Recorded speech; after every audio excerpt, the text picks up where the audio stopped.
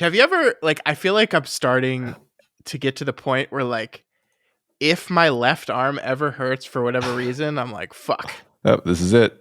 And, like, I never had that worry 10 years ago. But now, yeah, it's like, and half the time it's because I slept on it wrong. But I'm like, No. oh, nope. And then sometimes my right arm starts hurting, and I'm like, well, at least I know it's not a heart attack. Oh, yeah, this is just normal aging.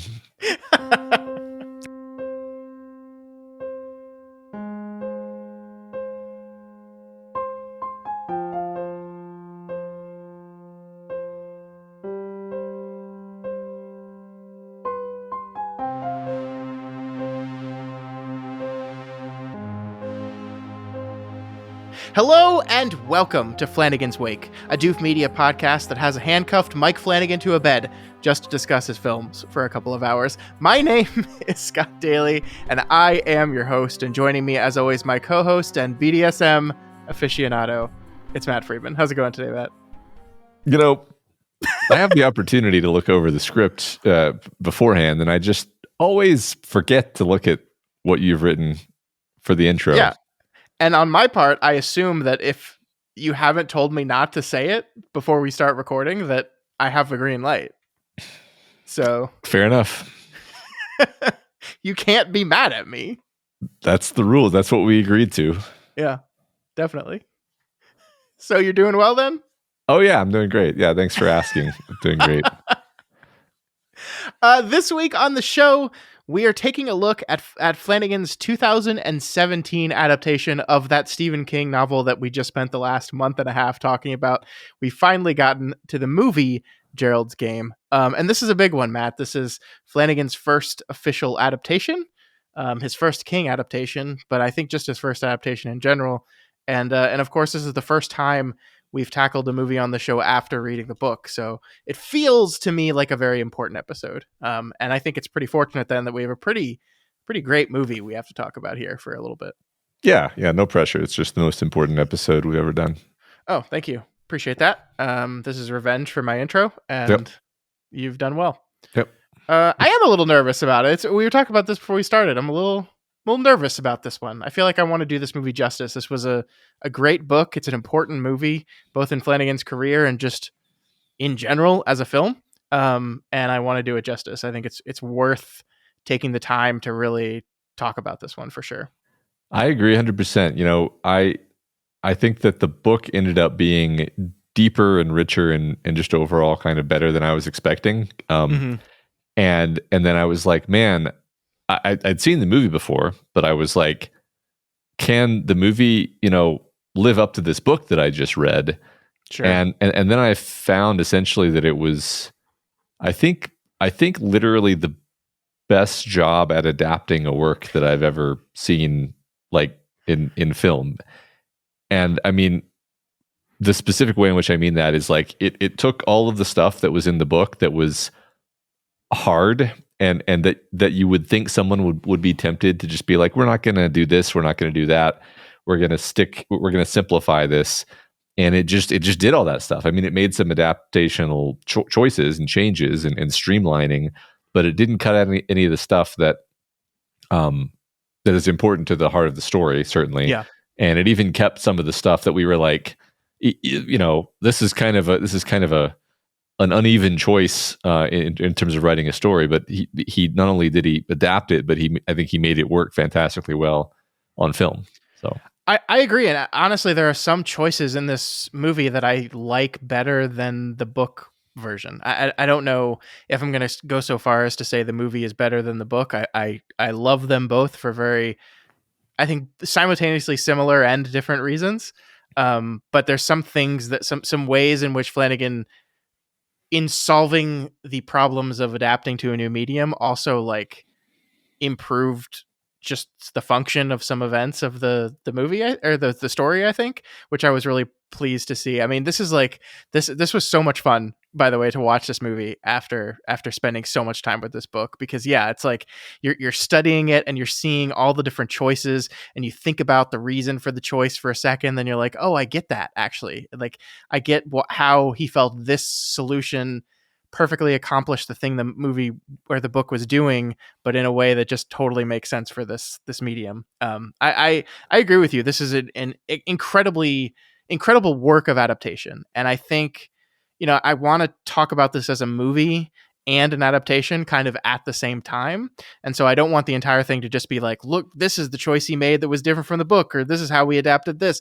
Like, I think that's a very important part of the conversation to have, but I also do want to just talk about it as like functionally as a film. And it succeeds on both counts pretty remarkably, I think.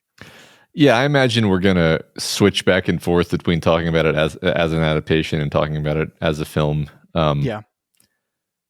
There's another element that we're probably gonna feather into our conversation. Do you want to brief everybody on that?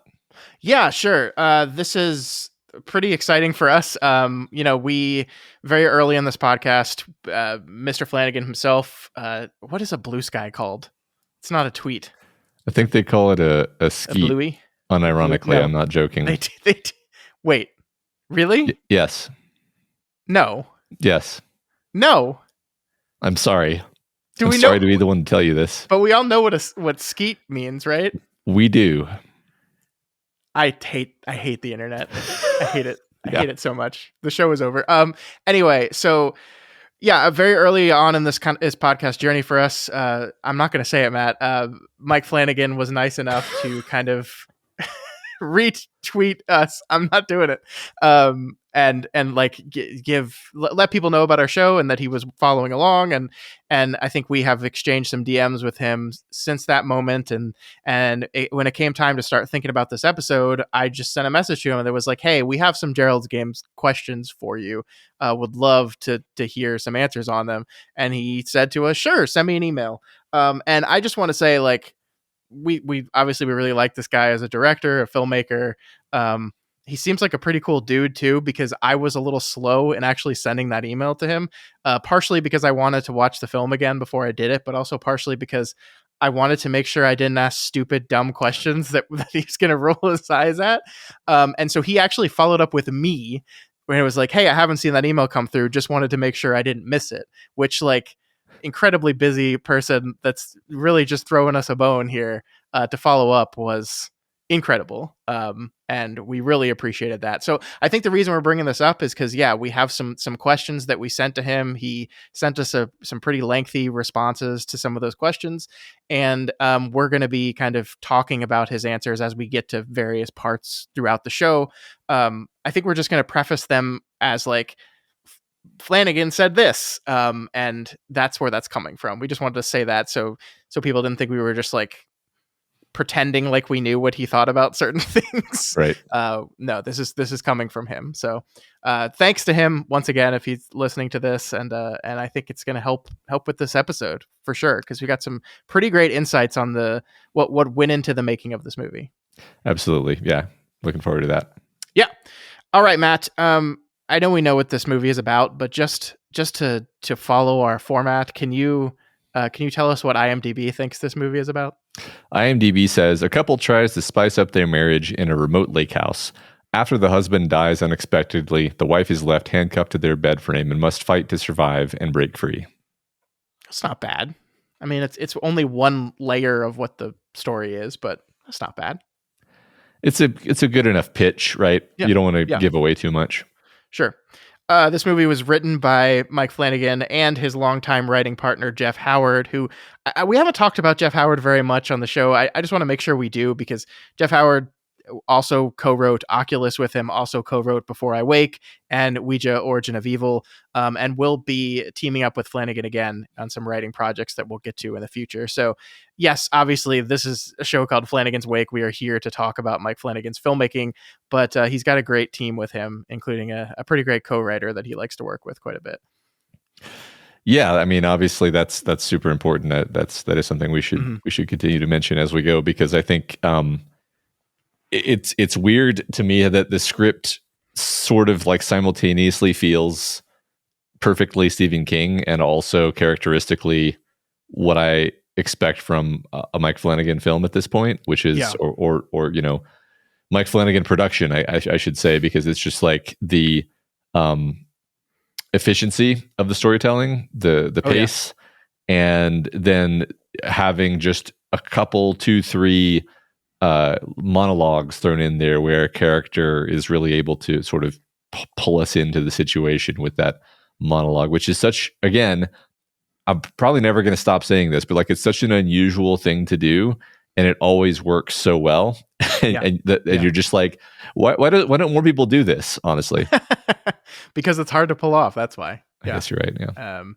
Yeah, this was, of course, directed and edited by Mike Flanagan. Also wanted to mention his director of photography was Michael Fimignari, who, like Jeff Howard, also has partnered with Flanagan in the past. He DP'd on Oculus, on Before I Wake, and also on Ouija, Origin of Evil. So, and will be his cinematographer on future projects as well. So, like, it is not just like a cast of actors that Flanagan enjoys working with. He has kind of the people that he really likes working with. And I think having the same DP on multiple films goes a long way to give a movie a certain kind of look that is like characteristically similar to other films in your oeuvre, right? Like, I mean, there is a look to a Mike Flanagan film, and I think at least part of the look of a Mike Flanagan film is because of Michael Fimignari, his DP here. So yeah, well, it sounds like there's a lot of weight put on that specific role in a movie like this, where sure you're mostly in the same room, and so if you're going to create any kind of sense of dynamism, a lot of that dynamism has to come from camera placements and lighting, and even lens choices. Like I was noticing in some cases, when we have shallow depth of field versus deeper depth of field, was changing, sort of from moment to moment, to sort of be like, okay, we're focusing on her face, so we have a very shallow depth of field, and then maybe later we want a shot where we kind of see everything in the room clearly, and like just very, very precise attention to detail there, because you don't have a lot to work with in terms of what you're actually shooting. You're kind of shooting the same stuff over and over again. Yeah, he has to get very creative, and I think that team of Flanagan and Fimignari, like, I think I'm pronouncing that right, by the way, apologies, I'm not, but I think they do really well together. To make what is a pretty static room feel dynamic and ever changing. Yeah, especially in a movie where light is so important. Like, light is just an intrinsical part of the story. The absence of light or the presence of light in a movie about an eclipse and how that eclipse defines everything, I think is so important. And yeah, the light work and the shadow work in this film is just top notch. I don't necessarily want to be premature as we're kind of walking through the movie, but I feel like this is a good time for us to mention the answer to one of the questions that we sent, where we basically, among other things, we asked if there were any complexifications or curveballs that came up during filming, and one of them was that basically Flanagan says that the bed that she's handcuffed to was, in his words, a transformer. And that it was this, the room was, right? I think it's just the whole room was, but the bed especially, the whole room was a transformer. The bed itself is like this machine, basically, that was built, and like wrinkle upon wrinkle, Carla Gugino was not the woman who was originally cast for this role.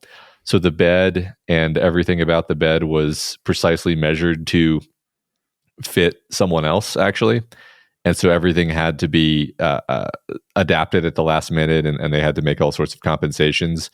So we're saying all this stuff about putting the camera in certain places. It's not just putting the camera; it's moving around the set, the bed itself having to be shifted and opened and closed, and just for every shot, presumably, if you want to put the camera right in front of her, presumably the bed can't physically be occupying that space, right? So just all kinds of stuff like that, where, and even knowing that information, I watched the movie and I could see absolutely no indication of any of this. Everything just looked like, oh, it's just a room, it's just a bed. so everything they did, it was totally seamless. So I think that just speaks more to the attention to detail when it comes to how these things were shot. Is clearly they're moving all of this. It's an incredibly dynamic environment that they're filming in, but they actually make it seem static, and then they layer like these choices in terms of how they're directing your attention on top of this. It's just Yeah. remarkable. Yeah, I mean, this is one of those things that I just kind of love about the magic of movie making is that, like, to the average viewer that's just like sitting down, grabbing a bowl of popcorn and watching, like, you won't think about any of these things. But yeah, you start to think about what the stuff that went into making this movie work. I love what Flanagan said about the bed and the complicated nature of the bed, because yeah, like, you think about measuring and blocking a scene.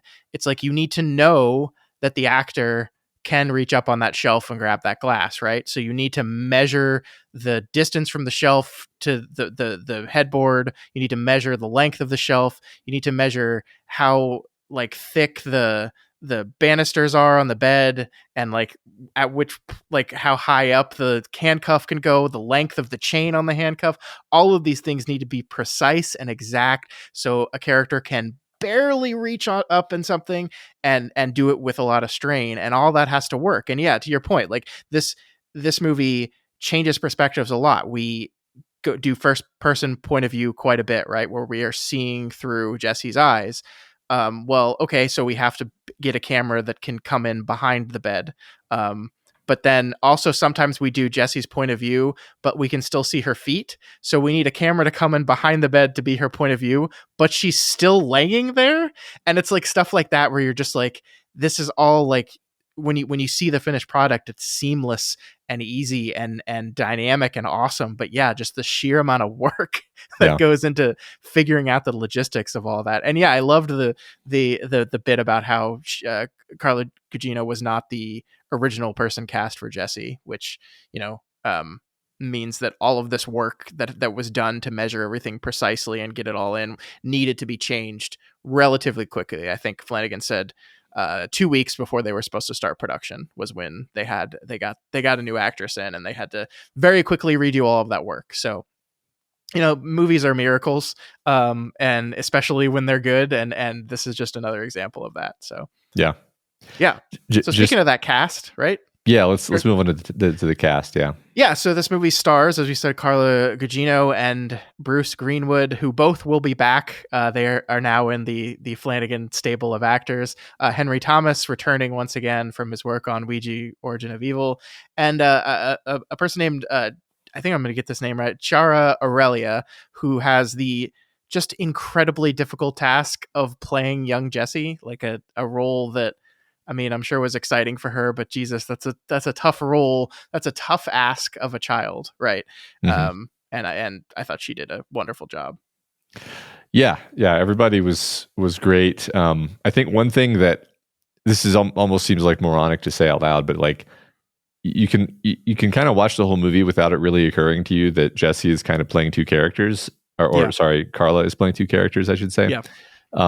Where, and of course, what I mean by that is that there's the Jesse who is handcuffed to the bed, and then there is the Jesse who is a figment of her imagination. And this is kind of just a point I wanted to hit is like, this is one of the adaptation choices that I really like, where it really preserves the spirit of the thing while changing the surface form of it, which is that, like, in the book, we have the voices in Jesse's head are, they're, first of all, they're multitudinous, but we kind of have a couple of primary ones, which are the good wife, sort of the subservient wifely form of Jesse, and then we have Ruth, which is her college best friend, and who, you know, in the book we go into this detailed backstory of her relationship with Ruth. And of course, the movie doesn't have the time. I think rightly makes the choice of not including Ruth as a character. But what we have in the movie is Gerald sort of takes on the form of the good wife voice, and Jesse projection sort of takes on the form of the Ruth voice. Yeah. And this isn't quite 100% perfect one-to-one mapping, but it doesn't need to be. It captures, I think, the general thrust. And I think you could even say that this script does some slightly different and equally interesting things with having it be Gerald rather than just having it be, you know, the good wife voice, because then you can sort of project her feelings about Gerald onto this imaginary Gerald. Yeah, it's one of those kind of remarkably brilliant choices that perhaps opens the movie. Like, if you're trying to think you're trying to think of someone sitting down and trying to break the book into a film. Like, okay, how are we going to do this? That to me, and this is not a question we asked Flanagan, so I'm just guessing here. That to me feels like the first step that makes a writer think, okay, this is possible, because you very quickly come to this big problem, which is that the majority of the movie is a woman talking to voices in her head. We could just cast the voices and have actors play each of the voices, but that doesn't feel like it would work quite right. It feels wrong. We're not sure who these characters are, and I think you're absolutely correct that like the important part of Ruth is gained through kind of extended backstory with Ruth. We learn who Ruth was. We learn Ruth's relationship with Jesse and all like the details of that. And that's just like, you don't have time to do that in a film. And so, yeah, it's just like, okay, so what if we just make it Gerald? And it's like, oh, well, it can't just be Gerald. So what if we make it Gerald and Jesse are both talking to Jesse?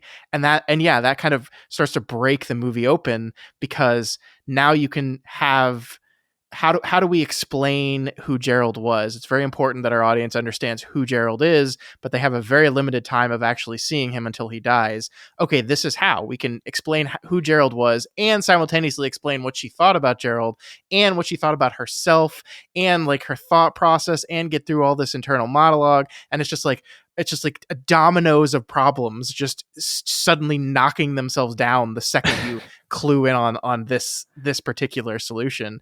And yeah, I mean, like, to me, it just feels like, okay, we got this. Now we have a movie. And everything else, like, there's still countless more problems we have to solve in an adaptation, but like we're on the way now, is what it feels like. No, I love that. I love that, idea of it being dominoes, because you're right. It solves so many problems. It is really like the movie gets to have its cake and eat it too here, because because you can use, Bruce Greenwood. Sometimes he's kind of playing that figment as like, it's Gerald, but then sometimes he's playing it as like, look, we're all aware that this is Jesse. Yeah. This is Jesse's imagination. This is Jessie talking to herself. She's having a little debate with herself, and the debate is manifesting as a back and forth between Gerald and Jesse, but they're both Jesse. And he nuances the performance, I think, from scene to scene, depending on what we're doing, actually. And it's actually quite easy to follow. You're never like confused, Yeah. And also, he gets to play it, like, this is the fun of this solution as well, is sometimes Gerald, as you said, gets to play actual Gerald. And so when Jesse says something that the audience is learning, Gerald gets to be an audience surrogate. Like, when other Jesse first mentions, he put you in those handcuffs long before Gerald did, like, our Gerald sitting there, Bruce Greenwood in front of us, gets to say, what? Who? What do you mean? And like, it's absurd, because this is a figment of Jesse's imagination. How could he not know all the exact same things she does? But we've characterized them in this very specific way that he gets to play that, which again helps build the tension that the scene needs to work, right? Like that we have we constantly have, from one side or another, an audience surrogate that is getting to experience the learning of knowledge at the same time that we do. Like, it's just so elegant. I love it. Totally. Very impressively tight script. This is yet another one of the impressive things, just like the book is very unusual in being highly internal and full of internal monologue. And we managed to squeeze all the juice out of that while making it really feel like a very tight, it's a pretty quick movie. In fact, if you I think maybe we'll talk about the sort of the ending part of the movie in a second. But if you leave that aside, I think that everything prior to her getting out of the handcuffs is what, like an hour and a half less. Yeah. Like it's pretty tight, pretty quick. We cover a lot of ground, and it feels. I mean, the whole movie is 105 minutes, so like it's a relatively short movie. Yeah. So it's got to be less than that, because I think the last part is at least 20-25 minutes. I think you're right. So, but yeah, it feels very, it almost feels like thriller pacing while maintaining a sense of, the depth and gravity of the things that are happening. It's really just remarkable that the movie hits this bullseye. I'm gonna backtrack on what I just said. Just like the word thriller is interesting because it's like, what genre does this movie fall into, right? Like, it's not a horror movie, it's not a thriller, it's maybe you could say it's like psychological horror, but like that psychological horror is traditionally the bucket that people put things in when they don't know what bucket to put them in, right? So it's just I think it's just kind of cool that this movie is just doing this very kind of bold thing, not particularly trying to fit in a bucket, and it just succeeds at the thing it's doing so well.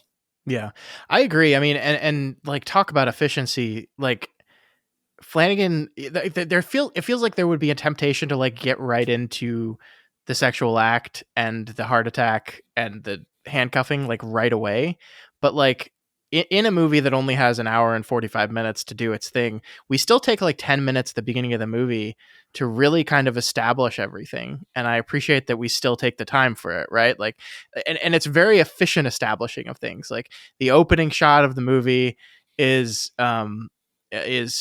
Jessie laying out the slip that she's going to wear. She's packing for the trip. She lays out the slip on the bed, which, by the way, she lays out the slip on the bed in the exact same manner that young Jessie lays out the sundress on the bed after the sexual assault. Like, there's a lot of echoing and mirroring happening in this movie that Flanagan does very well.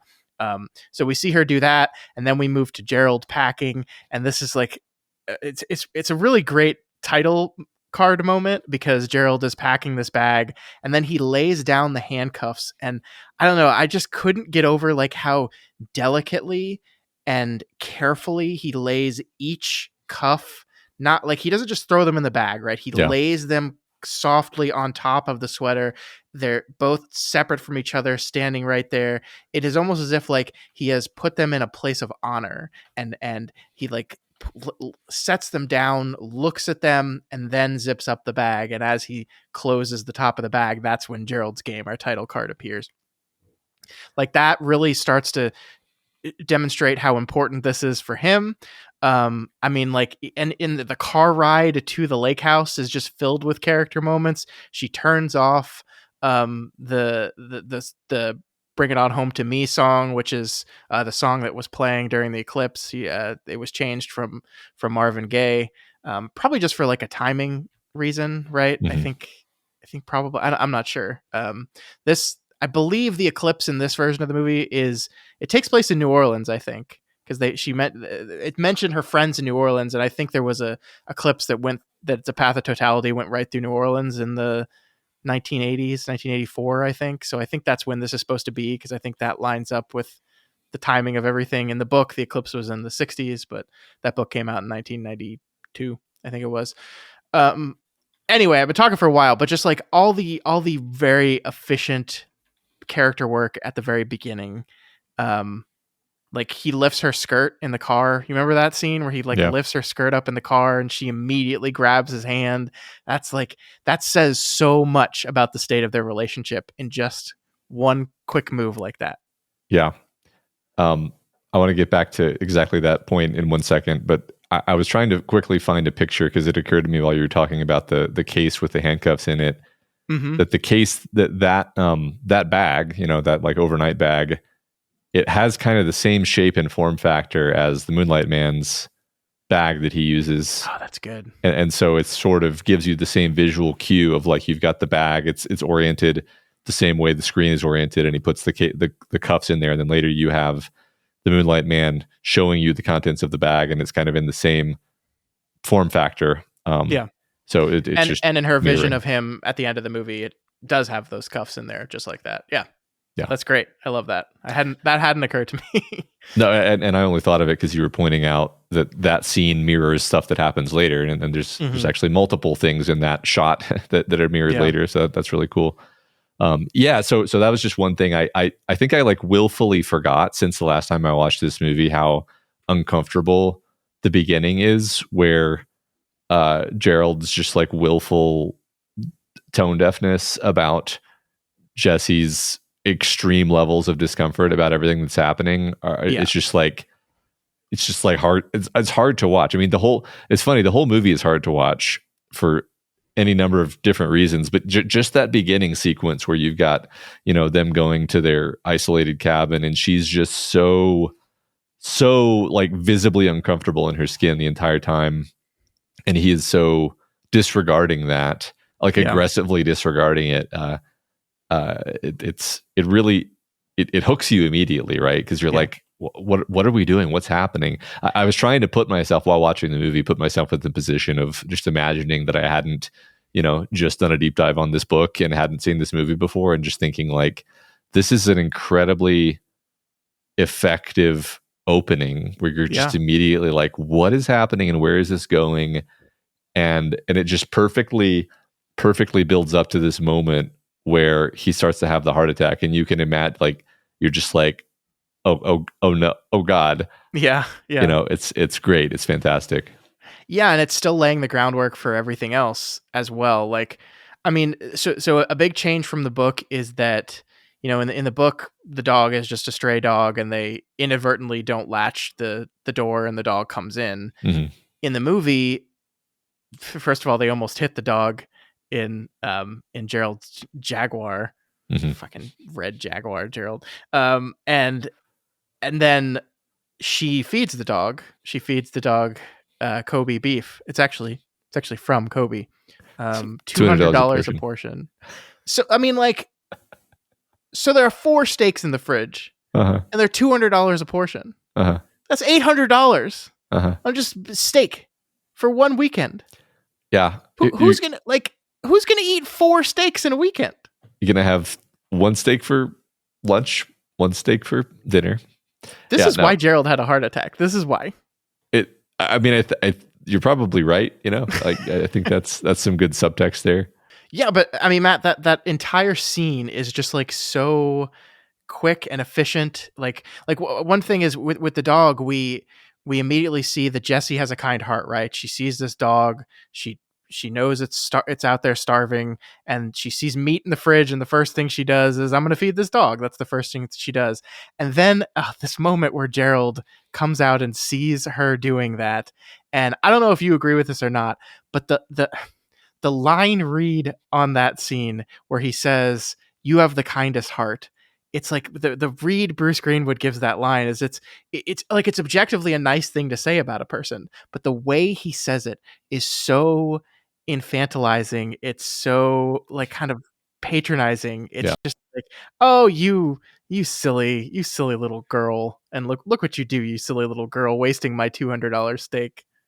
Totally. I think he's perfectly channeling this idea that we saw in the book, actually.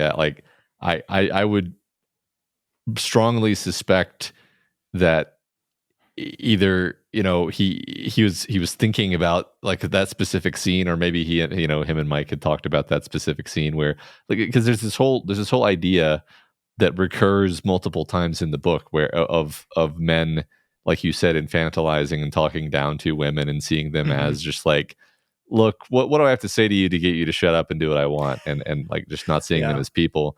And then Jesse's arc in the story is essentially learning to just stonewall that kind of behavior and be the squeaky wheel, as her mom calls her in the book.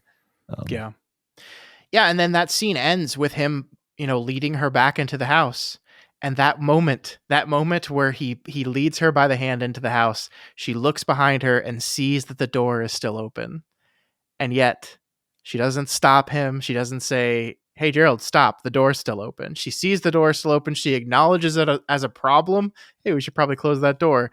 But she's just allows herself to be led into the house, down the hallway, and into the bedroom. I think that, again, just in efficiency of character, this is Jessie. This is the Jessie we meet at the beginning of the story. Someone who knows that's something bad, but she's not going to speak up about it. She's not going to say anything. She's not going to do anything.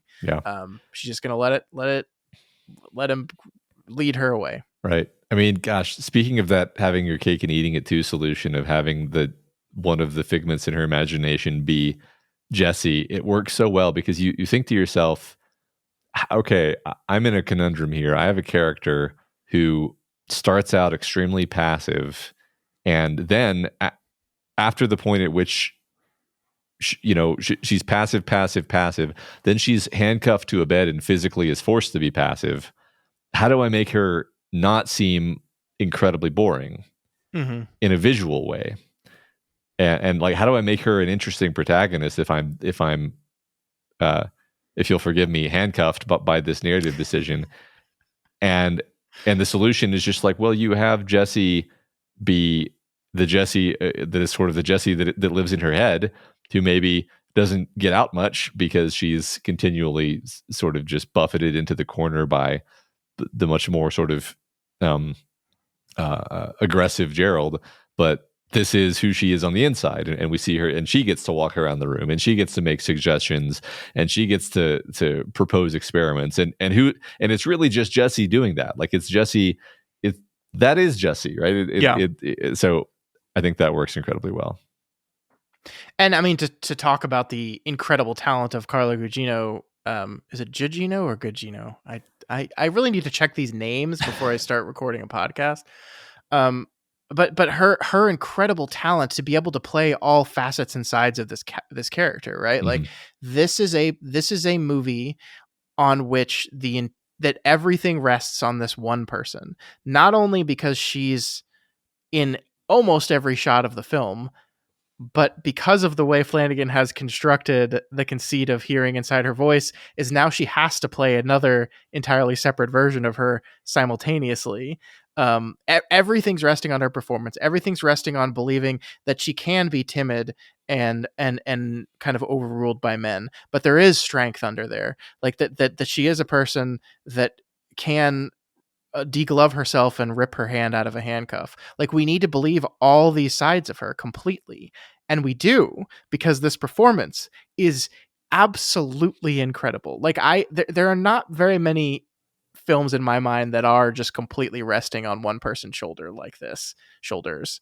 And like, she just carries that weight. She just absolutely carries it. And I can't imagine what filming this movie must have been like for her.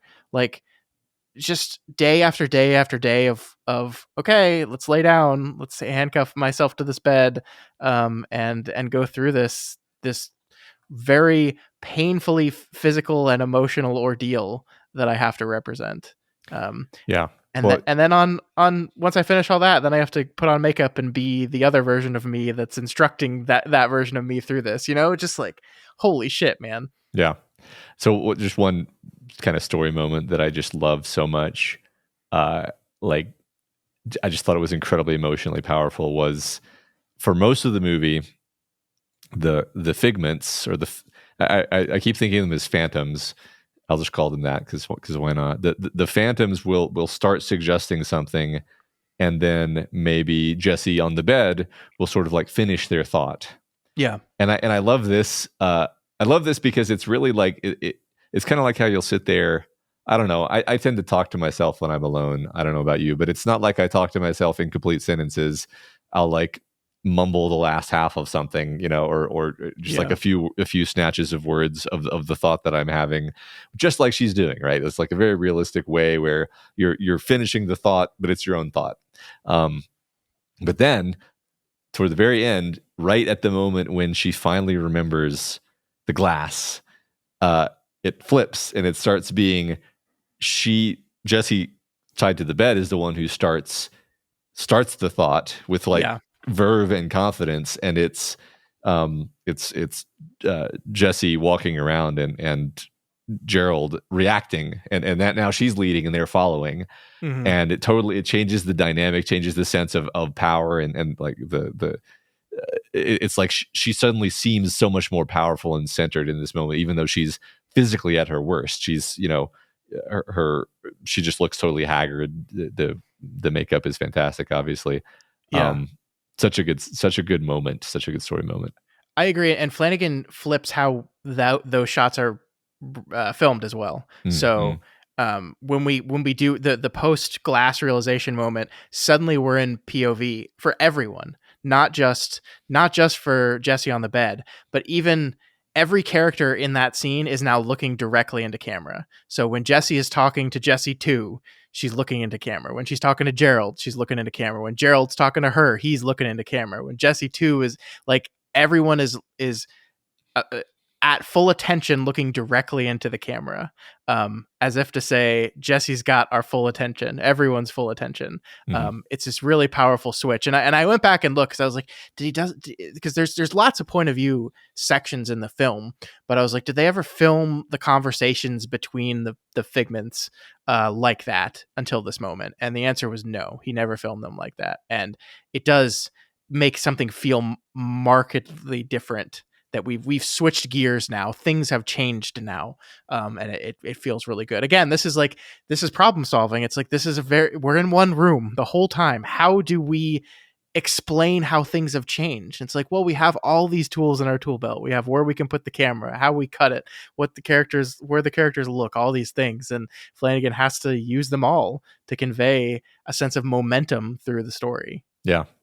No, it's a really good point. The shadings of where the camera is relative to, I guess, what you could call the center line, where the like, is the actor looking directly into the camera, or are we, 10 degrees off, or are we 45 degrees off? Like it gives a slightly different impression of how we feel about this character, how connected to this character we feel. And that's like a little knob that he kind of tunes over the course of the movie to great effect. I love that. Yeah. I want to talk to you a little bit about Gerald here at this moment. We'll go back to Carla Gugino momentarily, of course, because we have so many things to say. But obviously, like, Gerald is a big adaptation change, right? Like, the Gerald in the novel is a tubby, overweight, kind of goofy guy. Not that he's not dangerous. I think the book makes it very clear he can be very dangerous. But he does not look like Bruce Greenwood, who is a very, very fit, good-looking man. Mm-hmm.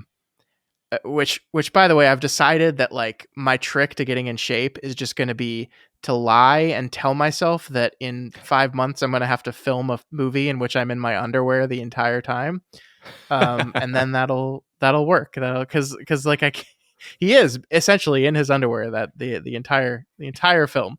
Hey, Scott, you know that short film project I was talking about at the beginning of the year?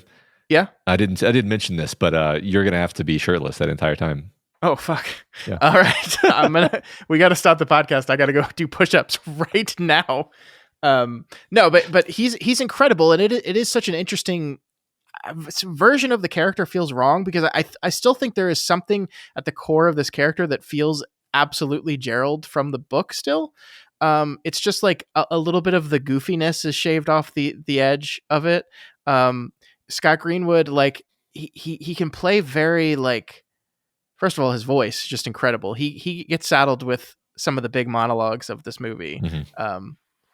He's got an incredible voice. He's so good at it. But, like, he manages to be, like, kind and threatening at the same time. And then, like, I mean, obviously he has a much bigger role. Like, Gerald has a much bigger role in this movie than Gerald had in the book. And so we do kind of get to see more facets of Gerald. I just love everything he's doing in this movie. Like, I love the life support system for a cunt speech. I thought that was just the way he acted that, I thought was remarkable. And then he's doing stuff in the background that's really fun too. Like when I think it's Jessie 2. I'm going to call her that because my subtitles called her Jessie 2. When Jessie 2 says, we might die because of Gerald's 5 inches or something like that. And Gerald's just in the background going, yeah, he's personally offended by that, despite the fact that this is not actually Gerald. I don't know. What are your thoughts on this take on Gerald? Because it is different, for sure. Yeah, I think like you said, it's more nuanced, and I think marginally more humanized as Gerald, whereas in the book Gerald was kind of we entirely saw Gerald from the point of view of Jessie, and she doesn't think very highly of him. And in this case, I think Bruce Greenwood is bringing more dimensions to this character, let's say. Although bears repeating that most of what we see of Gerald is actually not Gerald. It's her mental impression of Gerald. So that's already Sure. not Yeah. quite 100% accurate. But even when he's alive, I feel like his behavior is it's not really any more excusable, but it seems more sort of pathetic rather than like just totally evil and dark. Hmm. Just out, let's just say there's all sorts of things I could pick out to make this point, but I think one uh, change that's emblematic is the fact that in the book he's like looming over her and like slobbering and clearly about to sexually assault her while pretending to think that she's into it. And in the movie, uh, he like does back off, and then he kind of tries to approach her in this way of like, no, okay, I'll be I'll be gentle, sweet. I'll be Yeah. sweet, I'll be Yeah. sweet, and which is desperate and pathetic, and but not like she doesn't have to kick him. She doesn't have to kick him off of her. She does bite him. So there is that thing where he's pushing. She bites him, and he backs off, and he's still kind of like self-flagellating, and notably not going to get the keys, which is the thing that makes him a piece of shit ultimately. Yep. Yep. Yep. And being and he did say, what if I won't? So he's uh, none of what I'm saying is meant to be like this Gerald is much better. It's more just like he's less overtly a massive creep. Sure. Yeah. Yeah. I guess I agree with that. There is some moments though, like where when he goes back and gets a drink of water, and then like he kind of walks out the room. He takes away the pillows. Just the way he like takes away the pillows from behind her. I Mhm. love that Flanagan shoots that from above, and like he takes each pillow like purposefully, and her head falls back. Like it feels so intentionally like taking comfort away from her. Yeah. And then he goes and he fills up his glass of water and comes back, and then like transitions into the role play moment, and just oh, what have we got here? Like it Mhm. just, there is a part of me that is a little cheesy, and like, baby, you don't get to know my name. Like it is a little cheesy, but it's also a little like it has an edge to it. Like Yeah. it definitely has an edge to it for me. And Yeah. and I look like the what if I won't moment. Like I think is essentially what happens in the book Mhm. is, I don't think it quite happens the exact same way, but like, but where she just says uncuff me, and he just goes, well, what if I won't? Mhm. And speaking of Jesse again, Carla Gugino's reaction to that was like her baffled what? Yeah. Like she can't even believe that she just heard that. Um, so I do definitely get some of the menace of him for Sure. sure. Still, And I think part of it is the dynamic. Like it's almost like you don't know who to give credit to, him or her. And I think the answer is both, because the menace is contrasted against her like obvious not being into this, yeah, and very stiffness obvious. Yes, and nervousness. Like it would be one thing if he gave that exact same performance and she was like, oh yeah, into it, right? Then the menace would just be like, we're having a kind of suggestive uh sexual encounter with undertones, and we both kind of get off on that. But yeah, that's not at all how she's reacting. She's reacting like, I don't like this at all. I don't know how you talked me into this situation.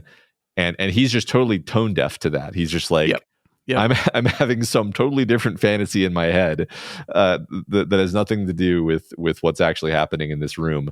And that actually makes it feel really uncomfortable, I think. The fact that he's just not reacting to her cues at all makes it feel really uncomfortable. I think that's for me where that edge comes from. yeah. No, I think you're right there. I guess this is a good time for us to mention the one question that you had asked around, um, like how the actors weigh in on the script, because we're talking about Bruce Greenwood and we're talking about Carla Gugino, and they actually in this movie were kind of heavily involved in the scripting process. I think after the script was finished, of course. I think what Flanagan specifically said was this is not something he typically did. Was like iterate on the script with the actors. Um, but because so much of this movie was on Carla's shoulders, he wanted her to like look over every single line of dialogue and really make sure that she could pull that off. She could say this, like, do we need to rewrite this dialogue? Do we need to go back and change this because you're not feeling this? And then he said in the process of doing that with her, he kind of realizes, oh, we need to do this with Bruce as well, because it's kind of a I almost said a trio, Mm-hmm. even though there's clearly only two of them, because the two Jessies feel so unique and distinct from each other. You think of them as two different actors, which is remarkable. But no, it's the two of them. It's a two-hander, and they're spending almost the entire movie together. And so he really worked closely with those two actors and making sure that all the lines of dialogue that were in the movie worked for both of them. I bring this up only because, like, to once again, like, talk about how great their performances are. But one thing that he said that really I found really interesting in our kind of long-term examination of Mike Flanagan as a director, we've talked about that he has this stable of actors that he continues to return to. And in his response to this question, he said, there's not a lot of actors that I let in to have this kind of intimate collaboration with me on the stuff. Like, he's a writer, right? And his writing is very important to him, and he doesn't trust just any actor to kind of have this collaborative relationship with him on the dialogue. Mm-hmm. And it kind of clicked to me as like, oh, this is why he likes going back to the same actors over and over again. It's not just because he likes their performances or he likes them as people and he enjoys working with them. It's like this kind of circle of trust thing where it's like, now with Carla Gugino and with Bruce Greenwood, he's been through this process with them. He's been through this idea of, we're going to have to talk through this dialogue and maybe even make some changes if things aren't working. And there's a level of trust there. And it's like these projects of his are like very, very important and personal and difficult, and having just that level of trust with people, I think, is so important. And I Totally. thought that was really cool. Yeah. 100% agree with all of that. If it, like, she and the script, meaning she and the script writer, have to totally be on the same page when it comes to who is this character and is this how she would say this, and so it totally makes sense that um, there was a process of collaboration there. He Yeah. calls it an intimate collaboration on the on the script level. And I don't know, I feel like that shines through. I feel like, Yeah. because she is 2/3 of the movie, right? She's her, not just not like everything about her performance, like the fact that she's chained up, right? Like, this is the thing I guess we didn't talk about too much, but just like um the fact that she's, I think I read this elsewhere. I don't think it was in the things that he answered us. I may have my wires crossed here, but just like, imagine that you have to do several takes of a scene where your hands are hung up on cable, on handcuffs like this. Like, Yeah. that's going to become extremely, either your shoulders are going to get exhausted or your wrists are going to start hurting if you're leaning on your wrists. It's going to get painful really quickly, for the same reasons that it gets painful for the character. And there's not really any mitigating that, like especially when you're showing, essentially you're showing the character, so you can't cheat. You can't have a little thing propping up her arms or whatever. I wouldn't be surprised if they did prop up her arms sometimes when they're not showing that, but Yeah. you've got to imagine there's a lot of time that she's spent kind of literally physically in pain so that she can pull off this shot. And you've got to have a tremendous level of buy-in and confidence to make that work, I think. Yeah. Just reiterate again, she's remarkable. Yeah. In this movie for all of that and everything in between. Yeah, it's a lot to ask of a person. It's a lot to ask of a performer, and it just feels like in every instance of this movie, she steps up and nails it. Like, every single one, every part of her, every facet of her personality, every conversation, all of it. Man, she's so good. Yeah. But she is not the only person in this movie, Matt. And I noticed we've left out a big part of this movie in our conversation so far. We have not talked about it yet, and that is, of course, the eclipse scene. Yeah. This and again, I've talked about this before. Let me just repeat it again. I had not read the book the first time I saw this movie, so I had no idea going into the scene what was going to happen. It remains incredibly difficult to watch. Like every time I watch it, I watch this movie like 3 or 4 times in preparation for just recording this episode, and it was difficult to watch that scene every single time. But like also it's a remarkable work of filmmaking, which is the weird, like both the eclipse scene itself and then the conversation in the bedroom after are absolutely brutal and devastating, and I can't believe that, like, this is, everyone talks about Gerald's Game as unadaptable because it's a woman stuck in a room talking to herself for 300 pages, which is absolutely true. But another reason Gerald's Game is unadaptable is because a incredibly key moment of the book is a child getting sexually assaulted and molested by her father. And it's like, how do we do that? We can't cut that. Like we can't. That's the core of the story. So how do we film this scene? And obviously the way Flanagan filmed the scene is different from the book, right? In I think Jesse makes a point to say in this movie, he never even touched me. Well, that is not true in the book, right? That's not Right. how it goes in the book. He does touch her quite a bit. But it feels disgusting and mortifying and horrifying nonetheless. His lighting work is really, really great here. Like the fact that the sun gets eclipsed and the whole world turns red. The whole world turns red is such an effective technique of just, it's like a nightmare. It's like a nightmare that's happening. Yeah. Yeah. It's incredibly powerful. There's basically 2 points in this movie where I really can't watch, which is not usually true. I'm not exaggerating. Like I actually look away, like, and I like have to like pull my eyes back to the screen. That this is one of them. The other one is the degloving, which I probably don't even have to say, because that's upsetting in a totally different way. But this is, I think that's what's remarkable is you're not really seeing much happen in the sense of being explicit, right?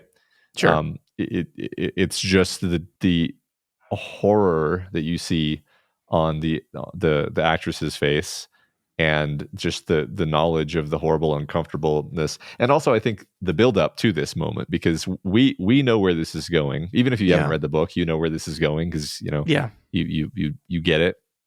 And his just like creepy, sleazy weasel creeping up on her, and her kind of awareness that something is off. Like you can kind of see in her performance, like my dad is being kind of weird, but maybe she's a little flattered by the attention, but also it's like what's happening here exactly? But she's like, well, it's my dad, so I guess I'll play along. I'll play.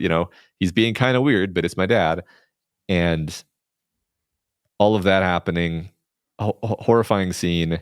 And then pretty quickly after that, we get to the scene in the bedroom when he's manipulating her, and that's disgusting in a whole different way, right? Like these are it's the genius of the book is totally captured here, actually. Yeah, and I was really curious with this one because it's like the big question I had for this is like, how do you prep for shooting a scene like this, right? Like you have your actors, one of which is a child, right? Kiara, the girl that played young Jessie, I believe she was 14 or 15 during the filming of this movie. They aged Jessie up a little bit. She's 12 in the movie. She was 10 in the book. So they aged her up a little bit, and she's being played by still a young woman, like a child still. And it's like, how do you go into a thing like this? And I asked him, I was like, how do you do this? How do you do this? And I mean, he had quite a bit to say about this. I thought it was really interesting. He said it starts with the casting. You got to get the right people, both Henry Thomas and Kiara Aurelia were the right people. They never rehearsed the scene. They just talked about it a lot. They talked about what was important about it, what was specific about it, what specifically would not be on the screen. With a child actor, you have their parent there as well, talking them through all of this. And then I think one of the things he said is we did 2 takes of each. We did 2 takes on the bench and we did 2 takes in the bedroom. And he said, the only thing you can do is be really transparent about what will actually happen during the scene, be available for any and all conversations the actors might want to have, surround them with safe people, send away anyone who's not necessary. And I love this part. For God's sake, move on from the shot the moment you have a usable take. Don't linger in it. And I think that's what they did. They shot, like I said, 2 takes each. I think they said actually the scene in the bedroom was a lot harder for everyone than the actual sexual assault scene. And I think it's to your point that we don't really show anything explicit there, right? There's a lot of gesturing towards what's happening, a lot of assumptions, and a lot of clever camera angles. I thought very disturbing, but just a smart choice of when Flanagan cuts to Henry Thomas looking at her shoulder, Jesse's shoulder, her bare shoulder. Mm-hmm. And that is so, you don't have to say anything. You just get it, right? You just completely get it from that. So yeah, I mean, I think that the most fascinating thing to me was that the actress playing young Jessie seemed pretty good with everything. I mean, I think she understood and worked through everything. It was Henry Thomas that had a very, very difficult time with the scene. And that kind of makes sense, right? He's having to play a monster. I think Flanagan said Henry Thomas had a daughter about Kiara's age at the time of filming. So just like you and me with our children, he was very much able to put himself in the position of what if this was my kid, and I'm doing this despicable thing to my own child. Apparently after the second take, he just left the room, sat at the dock for half an hour, and just didn't talk to anyone. And it took him quite a bit to bounce back from it, which makes a lot of sense. But he is so good at playing an absolute scumbag. That scene in the bedroom, I completely understand why that was difficult to shoot. It is like a mastercraft in filmmaking and performance to me. It's a pretty simple 2-shot. It's from a filmmaking perspective, it's not that complicated. You go over the shoulder with each of them, and you just kind of let the performances do their thing. Mm-hmm. And both of these actors are so good. He's so good at being weaselly and shitty, and you can see the way he's manipulating her and the way he's convincing her this was her problem. And a lot of the parts are directly out of the book, but also I think Flanagan and Henry Thomas do interesting new things with it as well. Yeah. It's despicable, and I very much tried after I watched the scene to refresh myself with the scene. Every time I watched it from then on, I was trying to be very technical with it. I was trying to not pay attention to the emotion and the meaning of the scene, and just try to look at it from, okay, but how did he shoot this? What's the lighting situation like? And that is what got me through the scene. Mm-hmm. In all those subsequent rewatches, which, by the way, the lighting in the scene is so good. We have both of our characters, they're in a room, they're sitting on the bed, and they're talking. We're over the shoulder with each of them, but where Flanagan puts the camera is we're always over the shoulder with the window that has a little bit of light coming through it out of frame. Mm-hmm. And there is light shining on the characters' faces, but never on the side of the face. We're seeing them both in profile, and it's never on the side of the face that we can see. So all we see is the half of their face that is constantly in shadow. And it's just the use of shadows and the commitment to shadows in this scene and the whole movie, frankly, just spectacular. Another note that we notice is that Jessie in that scene is wearing a very bright yellow sweater. She changed out of her sun dress, which I don't think we ever talked about the fact that she was wearing a sun dress, Matt. But she changed out of her sun dress and she puts on a yellow sweater. We were just like, why a yellow sweater? And it's literally because she's desperately trying to bring the sun back. That's what she's trying to do in that moment. We're trying to bring the color of the sun back. But man, I've been talking for a while, so I'll let you talk about the scene, but holy shit, man. A couple notes from that scene I wanted to pull out. One is perhaps the most heartbreaking single like shot for me is when she's standing in front of the mirror and she's just like fanning out the dress and looking at herself and after the assault has happened, and Yeah. you don't have to have any dialogue. It's crushing for the same reason that it was crushing in the book when we're in Jesse's head as she is Yeah. sort of reacting like in the moments after this has happened, kind of realizing like my life is totally changed now, Yeah. and I'm basically a different person now than I was 20 minutes ago because of this thing that just happened, and uh, uh, looking in the mirror and effectively seeing something totally different than you saw the last time you looked in the mirror, just heartbreaking, and her just like the sort of defeated, sad expression and posture that she has when she does that, it just killed me. Yeah. I agree with that. The scene that really the part that really broke me in the scene is when Henry Thomas's character has manipulated her, Tom, through all of this, and then he says to her, "You know, I could never really say no to you, Mouse. Okay, let's try it your way." And Kiara does this thing where she like kind of tilts her head up, and it's this look of relief Mm-hmm. on her face when she realizes that he's gonna do what she wants Mm-hmm. and not tell anyone. And that just broke my heart because it's like it fully shows the way in which he has just turned everything around on her in that moment. It's funny you say that because that's more or less the moment I was going to point out, except the thing that the specific element I was going to point out is like the gleam of triumph we see shine through his eyes. Yeah. I don't know if I've ever literally seen a gleam of triumph. I always thought that was a little literary affectation that writers like to employ. But there's a gleam of triumph in his eye when she reacts that way, and you can kind of see that's why it's such a good performance. Is you can see under the like, I'm your concerned dad, and I just think we need to, you see under that is this snake who's like, I got her exactly where I want her, and I'm gonna get out. I'm gonna get out of this scot free. And the way the scene ends, Matt, the way the scene ends, where he just stands up and then says, "Okay, we better start grilling. Everyone's gonna be home soon," and he's just like flipped a switch, and it's like he's just like they just had a casual conversation that's now over, and he's just gonna walk out of the room so nonchalantly. Okay, we're gonna grill now. Let's go. Mm-hmm. Disgusting. Absolutely disgusting. Yeah.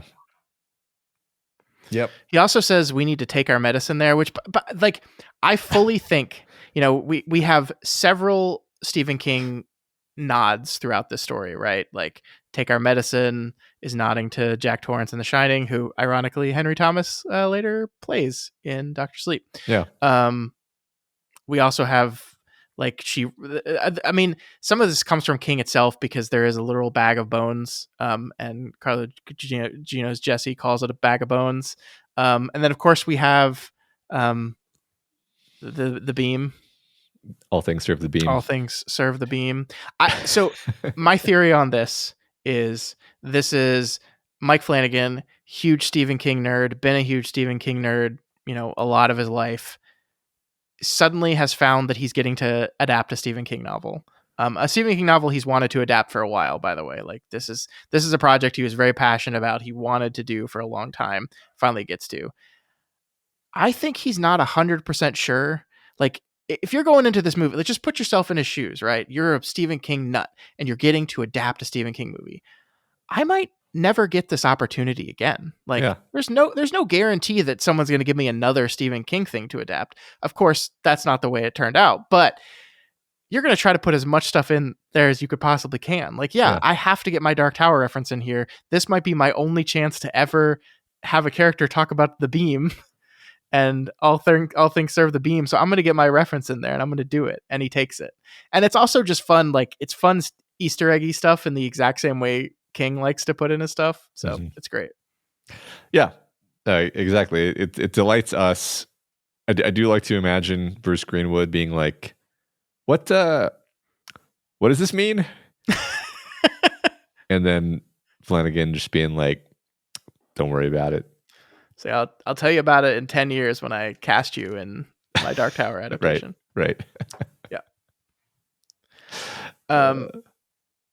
So yeah, I mean, like, I don't even know where to go from here because there's so much more to talk about, but it's all good. I guess one thing I did want to talk to you about was another adaptive choice in this movie. So this is something. If there's one thing about the book that I didn't love, it was the way Stephen King gets around to Jessie having the realization about cutting her hand to escape from the handcuffs. In the book, Jessie cuts back once again to the eclipse itself right before the sexual assault begins, and her father tells her to be careful because he's made like a glass viewfinder. I'm not actually clear what this thing looks like, by the way. It seems like he just like cut and stacked pieces of glass on top of each other until he thought that was sufficient to, maybe he even like frosted the glass a little bit. I don't know. But he wanted her to be careful and not cut herself on the sharp edges of the glass. And I thought that was a little clunky in the moment. That we go back to this, that like Stephen King tries to lampshade it by being like, well, it's like a can of sardines. Like, you can't look at one specific part about you open the can to get one sardine out. You have to smell the whole thing, right? Like he explains it that way of we had to go through the whole thing with the assault, even if this moment of memory happens before the assault, because we just had to. So he explains it away that way. I think what Flanagan does in this adaptation is actually pretty elegant, in that he takes the moment with cutting yourself and he moves it. He moves it till later that day, right? Mm-hmm. He moves it to the family is back. They're all sitting around the dinner table eating, and that's when the moment happens. And I think from just like a structural perspective, it means that Jessie had to work through the events of that day, like in order to get to the moment of realization. And I think that it's neater, it's cleaner, and it's easier to understand. And I think I kind of just think it's better, honestly. Well, and we do a lot more with it, because yes, we do like two whole new things with it. One of which is we show her mother's reaction to this moment. Oh my God. And with the deep implication that she knows something is wrong. How much does she know? How much does she suspect? You see all of that complexity on her face. Freaking Kate Siegel, man. Like, small role in this movie, but just like kills the moment she gets. Yeah, I love that look on her face. I told Flanagan, I was like, what Kate is doing in the scene is incredible. That look on her face that makes it both so clear she knows something's going on, but still like has a little tinge of doubt in it. And then what he does with the scene where she's being pulled away, where he cuts the lights, right, and they fade away into darkness, shows how she's being removed and disconnected from her family, that the light of her life is being turned off in every way. Yeah, totally. And then the other thing I was going to say that connects directly to that is the reason why she broke the glass in the first place is this moment where she sees her dad, putting her hand. It's like he puts his hand on the pregnant belly. And the implication here, which again, it's all like implication. I don't think any of this is sort of offered to us literally, but it's just like, oh, he's going to do this again. Like this is he's stalking. This is the big bad wolf stalking his next victim, essentially. And Jessie sees this, and the sudden realization of this, the stress of this, makes her break the glass. Yeah. And so it's like 1-2, and these are both things that were not really in the book. Yeah. Yeah, and Flanagan said that it being a broken glass instead of like a viewfinder also just made it much more symmetrical. Like, you want kind of, especially in a visual medium where you can't listen to characters talk about what they're thinking over and over again, just like the thing that reminded her of breaking a glass and slicing her hand was when she broke a glass and sliced her hand. Like, that's just neater, right? And it makes perfect sense. Also, like in the 80s, I think they had actual eclipse viewfinders. Like we see the one she has looks like cardboard with like polarized plastic. Like it was the 80s, right? It wasn't the 60s. So they had different methods of viewing eclipses then, that glass wouldn't have made sense in that scene. Oh, that's a good point, I guess. I tend to forget that like the book was written in 92, and yet the movie has she has an iPhone in the movie, so clearly Yeah. we've shifted the, and it's not that it matters that much, although yeah, no, that's funny because in the movie there's this whole thing made of the fact that like the phone line has been cut. Who cut the phone line? Was it the Moonlight Yeah. Man? And in this one, it's like, who has a phone line? It's a cell phone, and the cell phone is dead, so she needs to get Yeah. out of the house. Yeah, Yeah. Yeah. makes sense. So yeah, that's one moment where I just feel like the movie handled it so much better than the book, in Yeah, my opinion.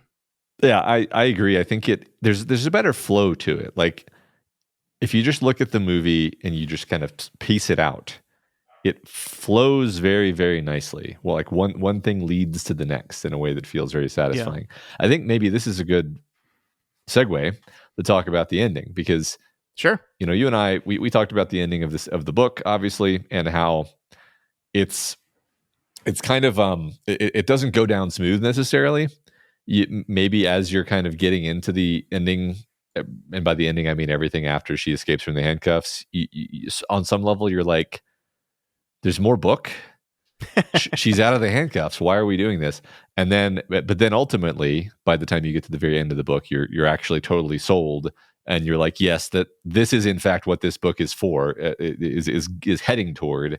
It's saying like, yeah, you don't just get out of the handcuffs and then you're fine. You have to actually confront the monster, and like clearly, Mike Flanagan 100% gets that and is on the same page as us, and I think he executes the ending really well, because that's another point where I can imagine wanting to be like, let's trim down, let's kind of get rid of this ending, this whole thing with Jobert and going into his backstory and everything.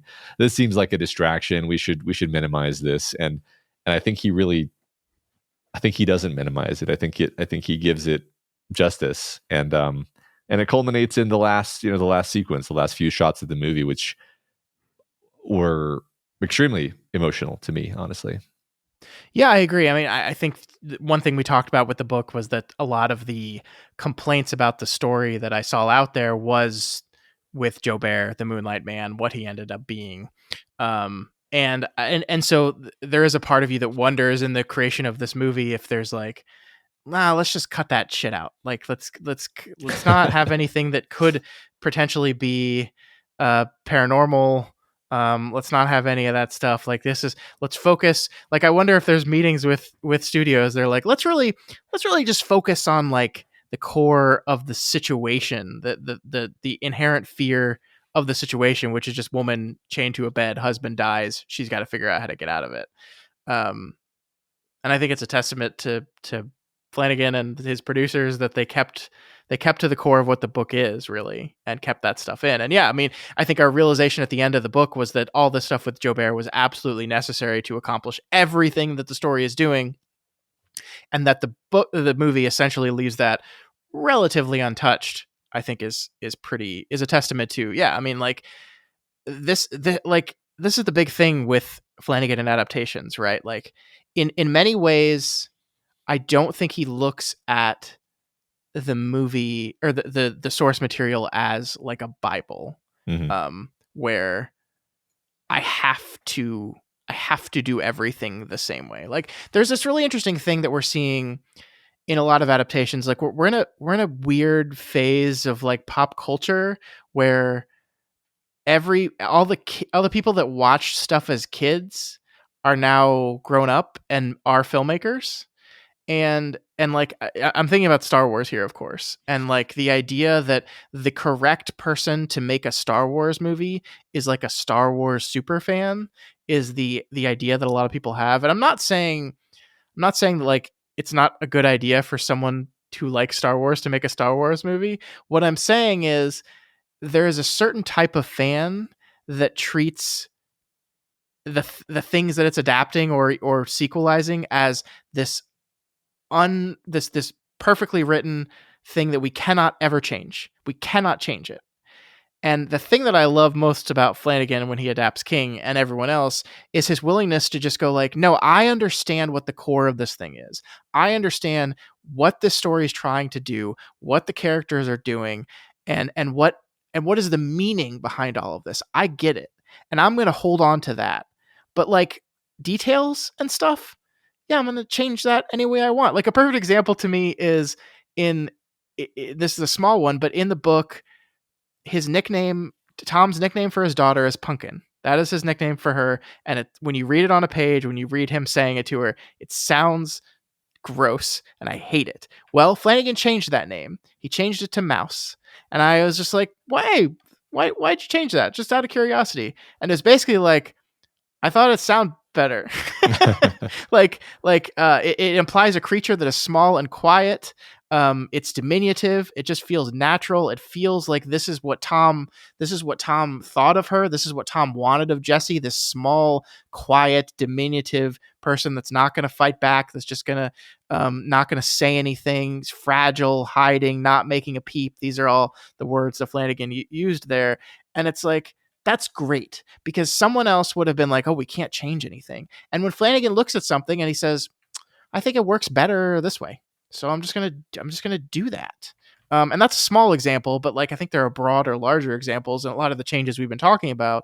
But like at the end of it, it captures what the story is, and that is like Jobert's inclusion in this story, like captures perfectly what the story is. Yeah, I agree. I mean, like another simple example would be removing the attorney character from the end. Yeah. The one who whose name I forgot, and then I just looked it up on Wikipedia to quickly find out the name, and Wikipedia also just refers to him as an attorney, which really shows Brandon. you how. It's Brandon, Matt. Come on. Brandon.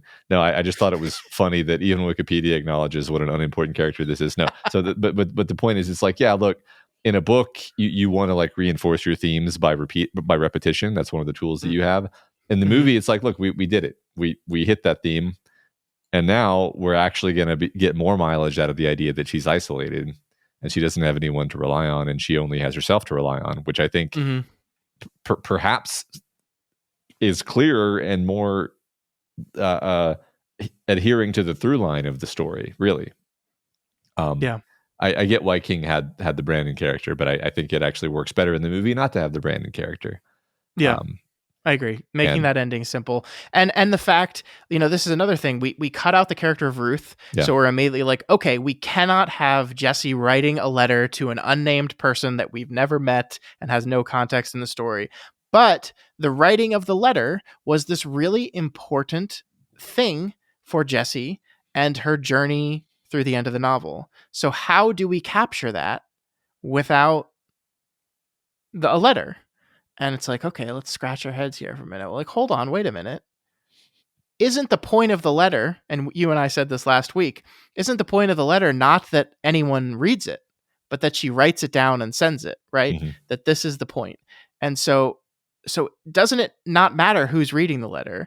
And therefore, maybe we'll just have her be writing a letter to the child version of herself, the version of herself that was trapped in that bedroom on that eclipse since she was 12 years old. Mm-hmm. And I think that's such an elegant solution. And then at the end, we get to see young Jessie reading the letter from her older self as this moment of like created catharsis and, hey, I'm sorry. I'm sorry. Like what happened to you shouldn't have happened to you. It's not fair. And I'm now going to help release you from this. Like that is my job now going forward, is to help release you and another change from the book, and help other people who have gone through something similar, help release them from the handcuffs that they're in. Yeah. And once again, using visual language to tie all these things together. I don't know how I missed this on my first viewing of the movie, or maybe I didn't miss it and that was just so long ago that I forgot. But what I'm getting at is she walks out of the courthouse having stood up to Jobert, who of course takes on the form of her father, takes on the form of Gerald briefly. Incredibly powerful. Again, we're doing the cameras directly head on into the character's view, and she despite being obviously terrified, she has that interaction. She walks out of the courthouse, she walks into the street, the camera does this very precise pan where we follow down and then back up, and then for the first, practically it feels like one of the first times in the movie you see her standing under the sun. And what you actually see, and this is what I didn't notice to finally get to my point, is you see the disk of the moon is moving out of the sun. Yep. And it's so subtle. And I think I just didn't notice it the first time because it is very subtle, and maybe your eyes aren't necessarily on the sun.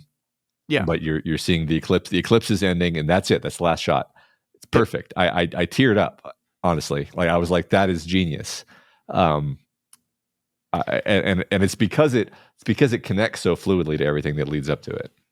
I am 90% sure that is the first time in the movie we see the sun. I'm not positive. Maybe there's moments in the flashback before the sexual assault occurs that we actually see the sun in frame. But one thing I definitely noticed for Jesse, there's all these scenes, like there's this very early in the movie, there's this wonderful scene that I kind of watched over and over and over again. It's when they first get to the lake house. It's, I think, before they've even gone in the door, Gerald's phone rings and he does work stuff. So Jesse kind of wanders down towards the lake shore, and she's walking, like, just kind of scoping it out. And it's the scene where she's like in sunlight, technically, but again, the camera is positioned behind her. So we do not see the sun on her. All kind of we see is the shadowed side of her, and the sun is just out of frame. It's like just out of frame. And I know, like, sometimes you intentionally put the sun out of frame because, hey, the sun's really bright and it messes with cameras, and you don't want to actually put the camera in frame, right, or the sun in frame. I get that, but also it just felt very deliberate the way the shot was organized. Like there would be a very easy desire to cut to the other side of that scene where we see, like, from the perspective of the lake looking towards her, because in that moment, what would we have seen? We would have seen the brightness of the sun warming her face. That's what we would have seen in that scene. No, we don't do that. We don't get to see that side of her. All we get to see is the dark, shadowy side. I think it is probably the only time we see the sun in the movie. I was also thinking relatedly about when the first time Gerald, gosh, shoot. I just realized that the other time we see the sun in the movie is when the eclipse is happening, Matt. Yeah, but yeah. The point is, for future Jesse, right, the first time we see the sun. Yeah. Right. Well, I assume that's what you meant when you said just prior to the assault, but yeah. I forget exactly which moment it is that precedes this. I think it's when she sees the blood pooling and she starts screaming, and we cut the camera cuts to, like, we're hearing her scream. The camera cuts. We're looking at the house. We hear her. She's so much quieter. We go further back, so much quieter. Further back, can't hear her at all.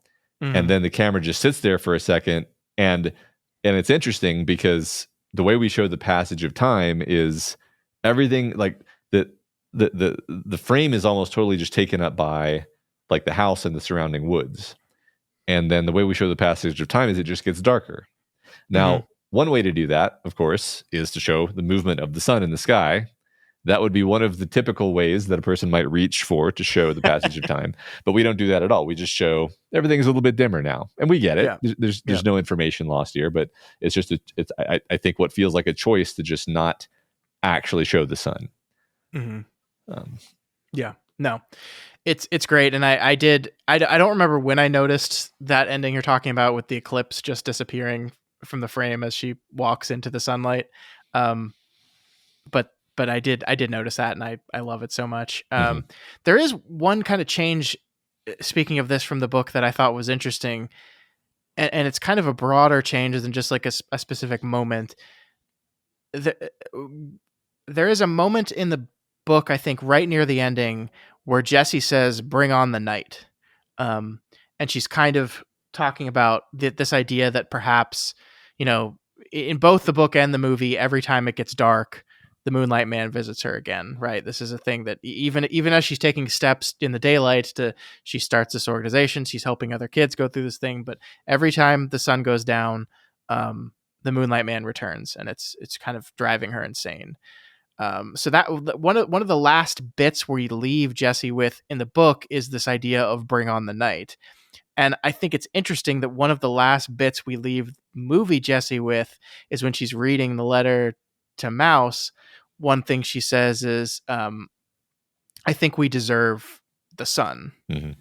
And I thought that was a fascinating thing. Like in King's view of things, like progress is made because now we don't fear the darkness anymore. But in Flanagan's view of things, progress is made because now we think we deserve the sunlight and we're going to go out. And that's the last beat of the movie we end on, right? It's not her going to bed for the first time and not having bad dreams and not being the Moonlight Man, but it's her walking out into the sunlight proud and changed. And I don't know, it's a subtle difference, but it is a difference in how we leave the character. I can think of some other Flanagan stories that involve the emergence of the sun being a extremely emotional and Stop plot relevant event too. I'm not saying anything. Spoilers. Yeah. Not saying anything. I just thought that was a really interesting kind of shift on things for sure. And because I was thinking what Kim said last week when we were talking to her about how, she read this book. It was an incredibly emotional and difficult time for her. And then she watched the movie, and to her, the movie provided a little catharsis for her in processing all the feelings and emotions she was going through. And it's not like all the same terrible shit happens in the movie, right? Like all of it.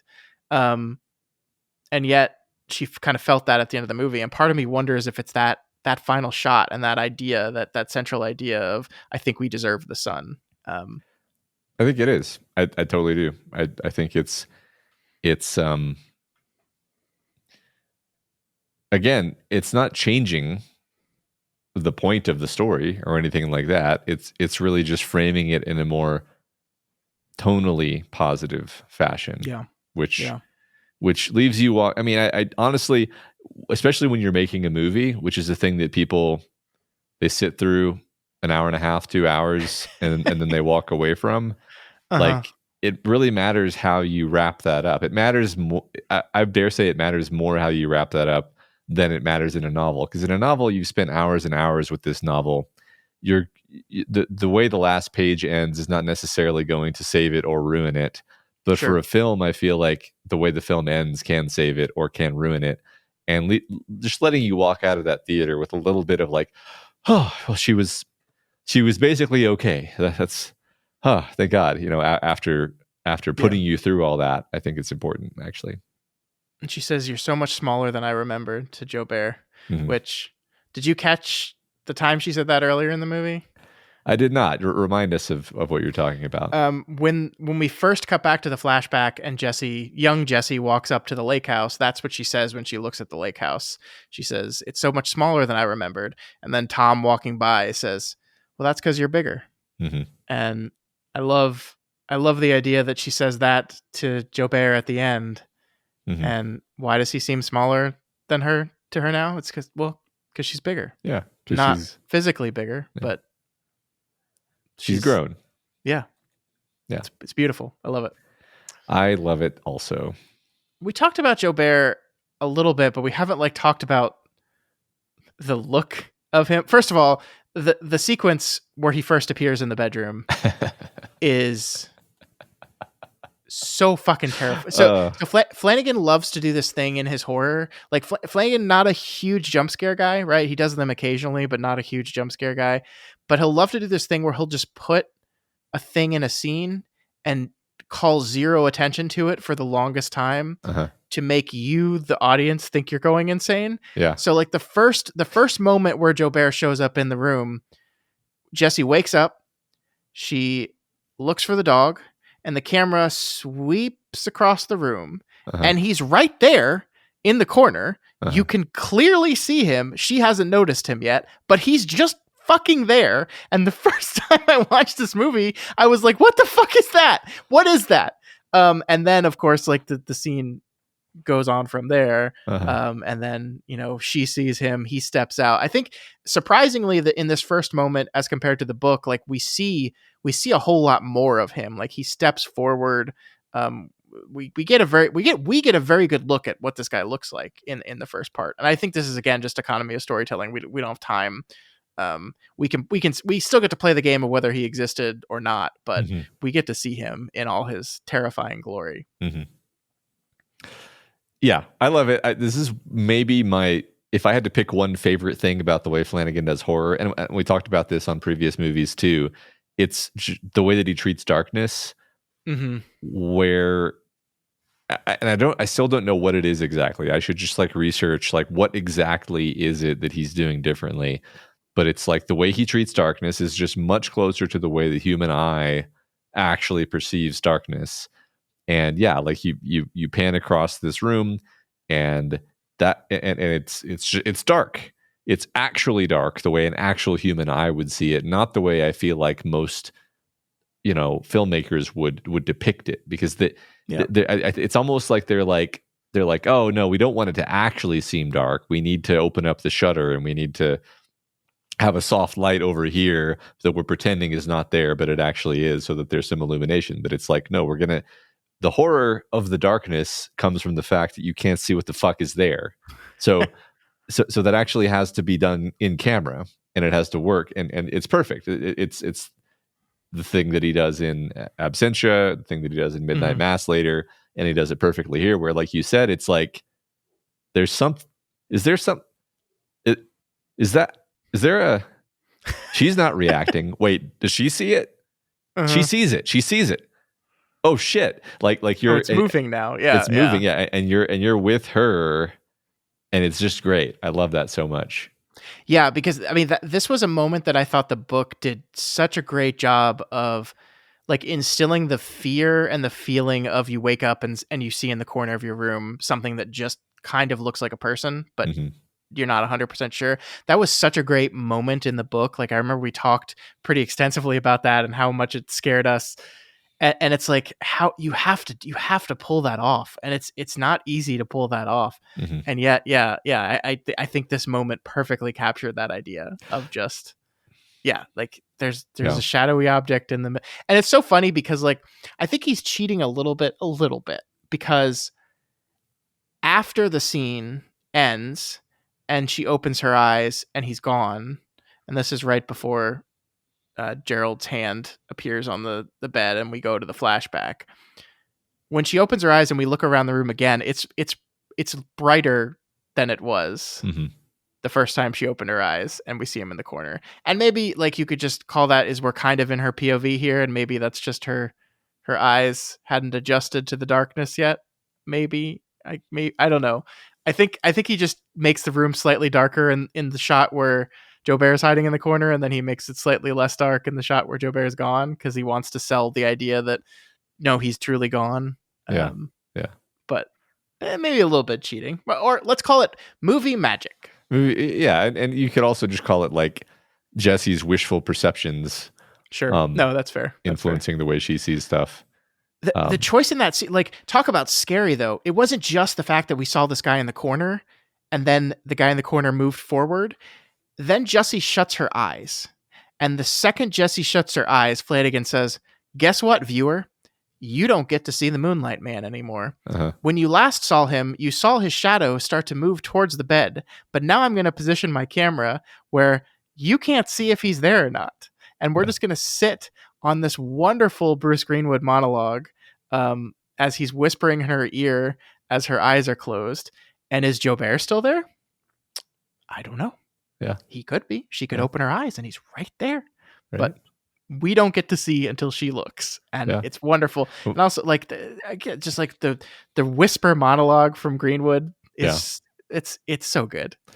I like the other one better than this one because it's longer and the camera stuff going on there is great, but this one is very good too. Also, the second one is a bit more sort of poignant and human, whereas this one is just scary as shit. Just to mention the fact that she closes her eyes, that's actually the second time she closes her eyes. So the first time she, it's like she's not really sure if he's there. We're not really sure if there's something there. She kind of closes her eyes, shakes herself, opens her eyes, and he's fully out in the moonlight now. He's fully visible now. Oh, that's when he opens the case, right? That's when he opens the case. And then she closes her eyes again, and then you're sort of trained by movies to be like, he's going to be right in her face the next time she opens her eyes. But then he's gone, of course. Yeah. Because we're not ready for that yet. You know what the meanest shot in the entire movie, though? What? The meanest shot in the entire movie is when The Moonlight Man is licking her foot. Oh gosh. And then she wakes up and realizes it's the dog. It still gets me every time. It still gets me. That's so mean. That's so mean. It definitely got me the most the first time I saw it. But yeah, it's and there's no equivalent to that in the book, by the way. There's no like that's just 100% Flanagan original. Did I tell you of this like crackpot Reddit theory I saw? Which, by the way, like, stop. Everyone, just let's collectively agree to stop going on Reddit. Yeah. But there was this. Someone was like, "I think I've cracked this movie." Talking about Gerald's Game, just like there never was any dog. It's been Jobert the entire time, and when she's conscious, she's just reimagining him as a dog to process what she's seeing. I'm just like, guys, Sure. Sure. Not everything is a mystery box. I love people's creativity. That's pretty funny though. Yeah. We haven't talked about the degloving yet, Matt. I think another area of the movie we were consciously avoiding. Yep, slipped my mind, I guess. I just so first of all, I want to issue a correction and a clarification because I said something that was not true. When we talked about Oculus and we created the Mike Flanagan destroys hands counter, which we'll get another ding on this week's episode. I said that Flanagan has a discomfort with hand stuff, and the irony is that he continues to destroy hands throughout his career. Mike Flanagan corrected me that his thing is more specifically about fingernails and less about hands in general. So the scene from Oculus where the father is ripping his fingernails out is something he can't really handle, but destroying hands he's completely fine with. So was he okay on the day of filming during this shot? Yeah, he was great. He loved it. Yeah, it was great. It's his favorite. He loves mutilating hands. Despite popular belief. Oh, he also can't stand eye damage. Yeah. So yeah, that's useful trivia for everyone. Mm-hmm. Yep. Yeah. So I had a thought while watching this movie, as she degloves herself, and my thought was, I would probably just die in this situation. Yeah. Put me in the situation Jesse was put in, and I would probably just die because I don't think I have the strength of character to slice my hand in the manner in which we see Jesse do it in this movie. And I think this is actually really important. Like, there's a part of me that wants to just take the movie is intentionally making you go, no fucking way I could do this. Because I think that demonstrates perfectly just how fucking awesome Jessie is at this point in the movie. Just how much of a badass she is that she does this, because it's gnarly, it's gruesome, and like, it's not quick, right? Like the act of moving the glass across her wrist and then she moves it up her palm as well. It's fucking gross. Sorry, Matt. It's so gross. Like that the movie fully commits to where you see the skin come off the hand. Like I'm going to say this again. I've said this every time we've talked about this movie. I'm going to say it again. I was watching this film at its US premiere at Fantastic Fest, which is a genre film festival down in Austin. I walked into this movie not knowing anything about it, so I didn't know this was coming up. And Fantastic Fest is a genre film festival, so you're talking an audience of people that like love gore and scary things and disgusting things and weird shit. It's the perfect audience for this movie. And the noise that the theater made when we saw her pull her hand and the skin starts to lift up and we see the muscle and tendon and everything under the hand. I have never heard a noise quite like it. It was, I will never forget it. I will never forget it for as long as I live. Just euphoria and transcendence for a whole room full of people. Yeah, and Mike Flanagan was there because they did a pretty great Q&A afterwards. I think Carla Gugino. Netflix like pulled out all the stops for this, by the way. This was the same time. I think the 1922 movie came out like within a week of this movie. So like they had two King adaptations dropping on Netflix. within weeks of each other. I think In the Tall Grass, which was a film that was written by King and his son. It was a short story written by King and his son that I think they also wrote the screenplay for, that also came out on Netflix, I believe, not too long after this. So like they brought like everything, and they brought all the actors. I don't know, all the actors. I think Bruce Greenwood and Carlo Gugino was there. But they brought out all the stops because they were really pushing this stuff hard. But I'm sure that was a delightful experience for them all to see the crowd reaction to that shot.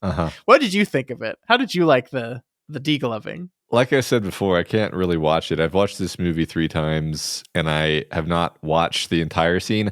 I try to. I watch as much as I can. It's not like I just like turn away. I'm like putting my eyes back on the screen, and then I'm like, okay, and then I try. Oh God, and like it's because it ramps up. It starts with.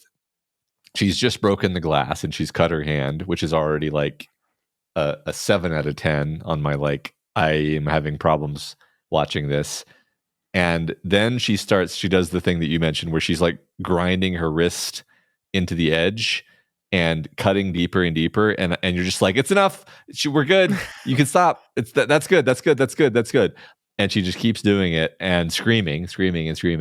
And then, like you said, cutting it down her palm, and then pulling, and the pulling is the worst because you're like, okay, and her like it's like most of her hand is degloved before it actually just releases, right? And then the like flappiness of it as her hand is shaking, and you're just like, whoa, it's. I mean, I love it is the thing. I just can't watch it. Like I appreciate it, I guess I should say. I think it's great. Yeah. It's like, it's the type of, I think Bob Kurtzman is the person who did the special effects for this movie. And it's like, it could look really bad if you don't do it right. Mm-hmm. Right. And it's like, I'm sure like the idea was always like, well, if we can't nail the special effect, we just won't show it. In the end, we can just cut away. But like you get the feeling that everyone involved was really like, we have to do this. Yeah. And like we were talking about last week, like the physical pain that she endures to escape is supposed to be matched by the mental trauma that she went through with what her father did to her, and to what Gerald did to her to a lesser extent. It's supposed to match that. This is supposed to be part of that. So this idea, like King doesn't look away from the degloving, right? We get to read every single word of it in excruciating detail, and it's like, okay, so for this to work, we need to show this. So I mean, yes, it is about a gross out factor. It is about making your audience go, oh, like that is certainly part of it. But I think it's also key to what the movie's trying to do, that we can't look away from this moment. We have to see it. And so you cheated, Matt. You looked away. You were a cheater. Well, I think out of the 3 times I've watched it, maybe I've watched it once all the way through. That's fair. That's fair. I am a sick little boy, and so I loved it. I mean, I definitely like cringed and made noises, but I did not look away. Part of it is the screaming. I honestly think the sounds, even if you're looking away, the sounds, and I don't just mean the screaming, I mean the like squishing, the squishing and of the slicing, like that gets to me too. And the way you can see the skin kind of clump up above the hand, like, ugh. And like you said, the muscles and tendons. There's one little line, by the way, that's thrown in just before this scene that I think maybe connects some things for you in a way that the book never quite does. Okay. Where she says, and if you cut your wrist, you don't have a lot of nerves there, so you won't feel it that much. And the line is, her phantom Gerald says, "How do you know so much about this?" Yeah. And she doesn't respond at all. And that's perfect because it's like, because she's thought about this before and looked into it and never acted on it, but tells you so much, doesn't belabor the point, and then that's in your head when she's cutting this. And also, I mean, I think it's also connected to the idea where, if you take too long, and then she says it then it won't matter because it's like meaning I'll just be dead. Mm-hmm. But that's part of that scene you already talked about where her phantoms are posing the questions and she's answering them now. Like Mhm.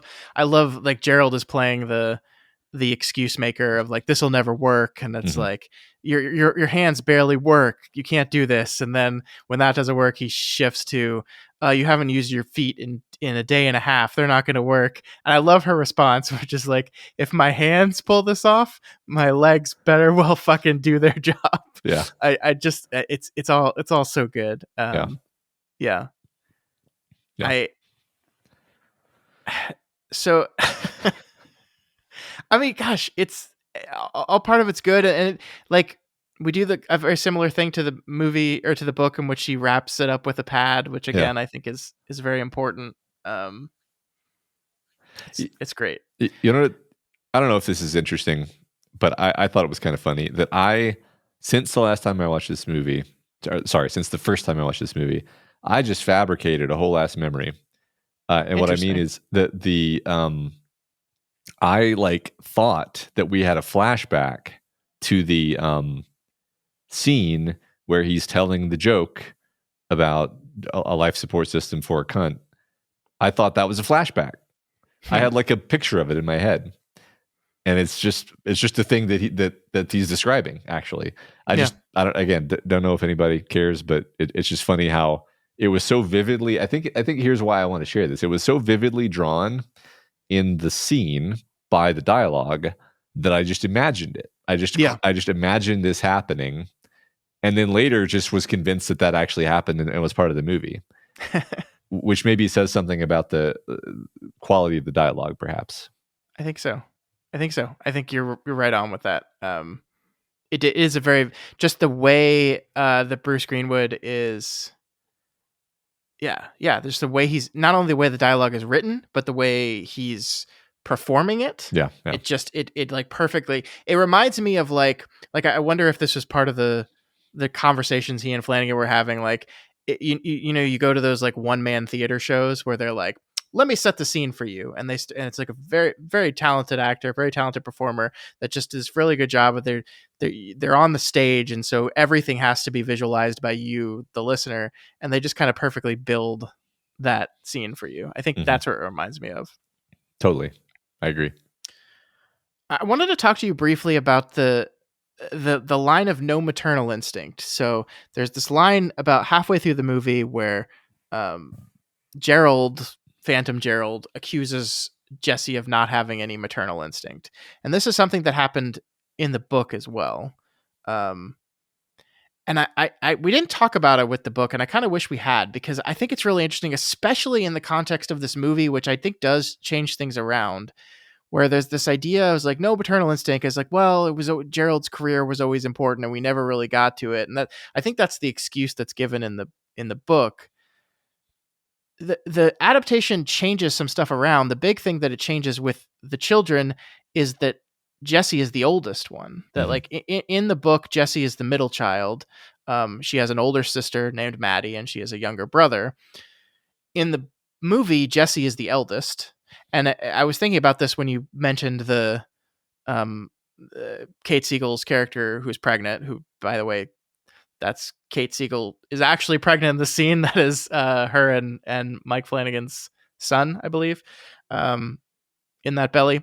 Um, but the point is here, like this idea that Jessie has to be the protector of her family, right? She's the eldest, and her dad did this to her, and this implication that okay, when any other kid comes of age, like he will find and hunt her. And I think uh, Carlo Gugino as Jesse like states this pretty directly when like in the scene with Mouse, where Mouse is trying to say you've had everything you needed to escape in front of you the whole time. She kind of goes on this rant about how I shouldn't have had to been this protector, and it's what alienated me from the family, and I had to keep him away from Maddie and do all these things. There is a part of me that thinks that perhaps part of Jesse's choice to never be a mother was this fear of introducing a child to a man that maybe on some subconscious level reminds her so much of her father. Hmm. That like she had to play the protector for her younger sister. against this man, and that's what her life was like. And now she's married another man who maybe she isn't fully realizing or allowing herself to realize the fact that this is just kind of another Tom. And so how could I bring another kid into this and let him do that to this kid, what was done to me?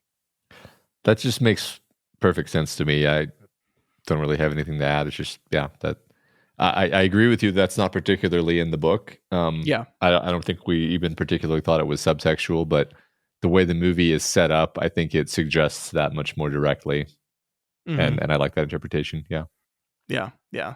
Because there is, I mean, I think that was Gerald older than her in the book? I can't remember. But I mean, Bruce Greenwood I think Bruce Greenwood has like 15 years on Carla Gugino. So I think like it is very textual in the movie that she married an older man. Like, I think Phantom Jesse even says, like, you were a girl, he was a man. You just did the same thing that your father did to you over again. So yeah, I don't remember it being a plot point that Gerald was older in the book, but I feel like it all works. I feel like it's just clearer. The book has a lot more space to kind of sprawl and do things through implication. Whereas I think the movie is just like, okay, how can we get this across efficiently? Sure. And it works really well. Yeah. Yeah. Can we talk about the second monologue, the one that Bruce Greenwood gives? Kind of it takes a lot of I don't know how much of it is directly from the book or not, but it's a scene in the book where Jessie is basically at her lowest and is kind of thinking about what it's going to be like when they find her. They find her dead. And it takes all this and it gives it to Gerald, and Bruce Greenwood gives this incredible monologue, this very, very lengthy monologue. And what I wanted to talk to you about, Matt, is what the camera is doing in this monologue, because I love it so much. You want to describe kind of briefly what the shot of this monologue is? Yeah. So it's pretty unique and interesting, because my recollection of this particular monologue you're talking about is that we are, so two things. Number one, we're actually focused on Gerald's face, and Jesse's face is at the bottom of the frame, but it's actually out of focus, even though it's closer to the camera. And the camera is very slowly dollying in on Gerald.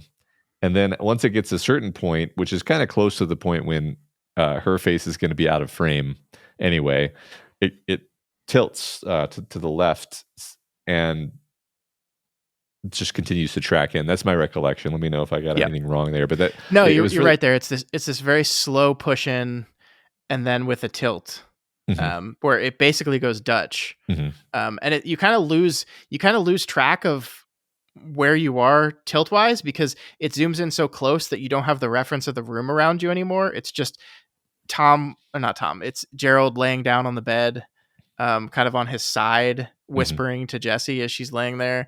And so, you lose a little track a little bit, but if you try to grab some stuff from the edge of the frame for the sight line, you can see it's all kind of tilted just a little bit. It's really effective. It's so funny. We talked in Ouija about how much Flanagan used zooms in that movie, because like zooms were a very popular technique in the time of the movies he's trying to emulate with this movie.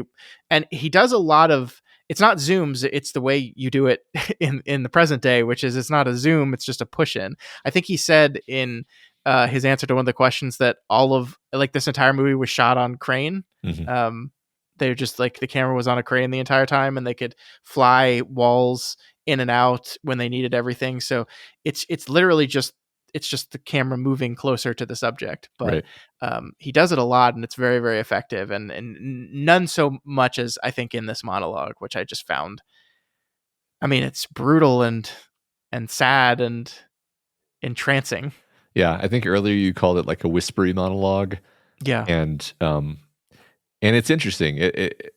I thought so much about that shot was interesting, because he's doing this quiet, soft, breathy monologue, and then what the camera is doing is it's just him, and it's just zooming, like you said, not zooming but moving in on him, and we don't see her reaction. But it works super well is what's interesting. Like I even as I was watching it, I was just like, that's not how any other director would have done that. You know, they would show her reaction, or there would be cutting, or they probably just wouldn't do a monologue like this in the first place. Yeah. But it works incredibly well. And like you said, it's giving a lot of this really juicy, dark, Stephen King gold, and massaging it a little bit into a monologue shaped package and giving it to this wonderful actor. It is the moment at which she is at her lowest, right? She is essentially giving up, and it's again problem solving. How do we demonstrate her giving up? And it's like, well, in the book, yeah, there's this great internal sequence where we see her despair as she plots out what the next few days of her death are going to look like. And it's like, okay, let's do that, but instead let's give it to Bruce Greenwood and let's have him talk in exquisite detail about how she's going to die hard. And it's so perfect coming from Gerald, who, to your point, like in some ways plays the good wife, but in some ways plays kind of this antagonist against her. Like when like the Jesse Phantom is always kind of trying to push her to be more honest with herself, to find her strength when she's trying to go to sleep to avoid dealing with stuff. She's like, no, don't do that. And the Gerald one is always like, no, come on, give up. Just give up. Come on. And so this is him in this moment being this antagonistic force that's like, you're going to die. There's nothing you can do. All things serve the beam. You might as well just fall asleep right now, because if you fall asleep right now, it'll be night quicker, and then he'll come and kill you. So just let it go. Just close your eyes and admit that you're fucked. And it's haunting and kind of evocative just in the language of it. But yeah, he nails it. Totally. And one of the moments when you remember, like, this is her talking to herself, right? Yep. Yeah. Yep. Some other things I caught that I wanted to at least mention. The moments at the very end of the movie where she is waking up in her bed at home and seeing the Moonlight Man. Flanagan shoots this in a room that the glass in the window the bed is across opposite from has giant circles in it. And so what happens is when we are looking at the bed from the perspective of the window, she's kind of sitting in the middle of just like a giant eclipse. It's supposed to look like eclipse. The other thing I noticed is it's 3 circles. So one is right in the middle that could be eclipse.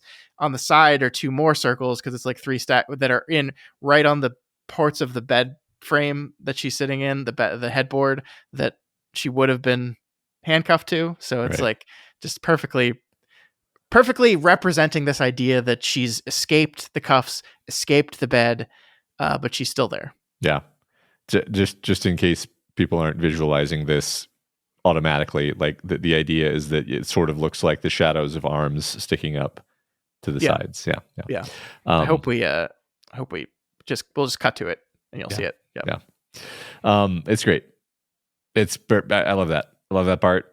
I just love the effect of, this is just the part of the podcast where we just start saying things that we loved. We're at the end here. We're just going to list things that we loved. Yeah. I loved Jobert's eyes being just 2 eclipses where you just have the black center with the fiery outline. Really cool effect. And then when he appears behind her in the car, he goes, "Mouse." It's great. So creepy. I love that. I love that. I love when Gerald rolls off the bed, the sound that his skull makes when it hits the floor. Oh my God. It's perfect because it's horrible. It's like somebody dropped a watermelon. It's so viscerally upsetting. The sound, all of the gore sounds are really solid in this movie. Yeah. More list of stuff we love. I love when she puts on the slip for the first time, and you can see like she's nervous, but she bought a new slip for him, right? Like she's committed, right? Like I think you might have mentioned this before, but one of the things that's changed from the book is that in the book they had kind of started with different kinds of handcuffs and have kind of different like I think they not with handcuffs, they started with like scarves and stuff like that, and they've kind of, this is an escalation, this is a new step in this journey. The way the movie makes it seem like is they've never really done anything like this before, except for that one time that Gerald like grabbed her neck and fake choked her in the middle of sex and got harder than he had in forever. But we seem like this is not just like the first time we've done handcuffs at the lake house. This is the first time we've done handcuffs ever. Mhm. Right. And I don't think she fully knows. So like there's this kind of adorable part of her that is very uncomfortable in the situation, doesn't like where this is going, very nervous about everything, but is like trying, is like legitimately trying. Mhm. And I don't know, I just loved she bought a new slip, she bought it special. The fact that she bought it special ends up playing in because that's what's used for the straw with the water this time instead of the little magazine cutout that it is in the book. But it's just like I just love, again, little character work, a little Yeah. detail, a little Carla Gugino like putting on and fretting over herself, and she's clearly nervous, both nervous because she wants to be the woman that Gerald loves, but also nervous because she doesn't know how she feels about all this stuff. It's just like, it's so good. Yeah. Yep. Midnight Mass cameo number 2. Midnight Mass shows up on the bookshelf. Throws it at the dog. Yep. It's perfect. Yeah. Yeah, so I just wanted to say about the slip thing having the card on it. Yeah, that's just more economical, right? It's just like, yeah, cool. Connect those things together. Yeah, and also it's 2017. Magazines don't exist anymore in the world of the book, so that's true. Movie, so that's true. Yeah, we can't have magazine things. Yeah. Anything else? Like we didn't talk about the scene with the Viagra, which is talking about economics of storytelling. We have this scene with the Viagra that allows us to this really fascinating idea of Gerald started taking Viagra and he was very insecure and embarrassed about it, and so he hid it. And then one day Jesse found the pill bottle, and Gerald knew that she found the pill bottle, and without either of them talking about this at all and having any conversation about this, what did he do? He just stopped hiding it. He just stopped hiding it and just did it out in the open. And this leads to the conversation about the one time where they tried to do it without the Viagra and he couldn't get it up until he started choking her. And like, it's this really fascinating journey down what the last 2 years of their life as a married couple were. But then the reason why we're doing this is because it's the Viagra that gets him thirsty. He's get thirsty, so he he drinks water right before they get started and puts the glass up there. And you see that the whole like plot structure reason for going through all this stuff was just to get to the point where Jesse goes, "Oh yeah, there's water in a glass right above me." And it's like we get to, like this movie is always doing two things at the same time, right? It's doing character work while advancing plot stuff in the movie itself. And I just really like this is how you can adapt this book in 105 minutes is stuff like that. Yeah. It's interesting. I never really thought too much about the idea of the Viagra as like a secret, and then once she saw it, he just stopped pretending that it was a secret. It reminds me of her relationship with their father, where they also had this secret between them that was like they both knew that they both knew, but they were never going to talk about it. Yeah, I think you're right. Yeah, that's cool. And speaking of Gerald, and I think I wanted to say this at the beginning when you were talking about the way this character is different from the book. One of my favorite shots in the movie is Jessie has escaped from the house. She's getting in her car. She's pulling away and about to drive off. And we cut to Gerald, obviously not really Gerald, but her phantom Gerald standing outside. He's now fully clothed because, of course, it'd be ridiculous for a ghost phantom to go outside in his underwear. But he's fully clothed in the clothes that he wore that day. And he just does, it's just this like, this goodbye wave, right? He just kind of looks at her and he just goes, and she does this, she doesn't like smile. It's not this like, I love you, buddy. It's just this little, I'm happy to see him for the last time moment between them. And it says so much there, right? Like, yes, this guy was not bad for her. Yes. Like I love in her letter when it says that the chains that he had on her as he puts the wedding ring on her in that shot were comfort. Yeah. That was that. But like Gerald, not a great guy, right? Not a great guy. Every man you've married is like that dog in the other room. She says to herself, but I think one thing that we clocked in the book is that there was still some sort of love there in this relationship that was ultimately destroyed by many things. Mm-hmm. And I think this moment at the end of the end of the movie says that too, right? There's this moment of acknowledgement of Gerald kind of saying goodbye to her and her saying goodbye to him in her own way. And it's like, it's not like, oh, Gerald, I'm glad I got to see you one last time. I love you. It's just a little upturn of her lip a little bit, and that's it. Yeah, I agree. I think that it gives us a kind of closure on this relationship. Mm-hmm. Interestingly, whether we're talking about her relationship with real Gerald or her relationship with Phantom Gerald, which are two slightly different characters, it's still a kind of closure for the film goer, where you're like, yeah, he played his role. He wasn't trying to kill her. He was just an idiot who almost got her killed. Mm-hmm. I like that. Yeah. All right. Anything else? No, just wanted to make sure I mentioned the sound of the head hitting the ground, because, man, that was great. That is number one on this list I saw in your notes you put in the script here. That's why it's at the top. Sound of Gerald hitting the floor. Yes, really great. Also, the dog eating Gerald was pretty rough to actually see and hear too.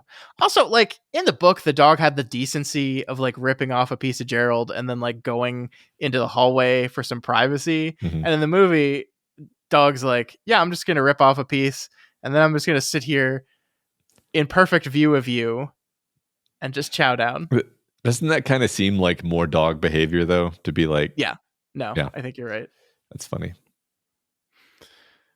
She calls it Prince, by the way. He got that name in still. It's like, here you go, my prince. It's great. Perfect. Yep. Yeah.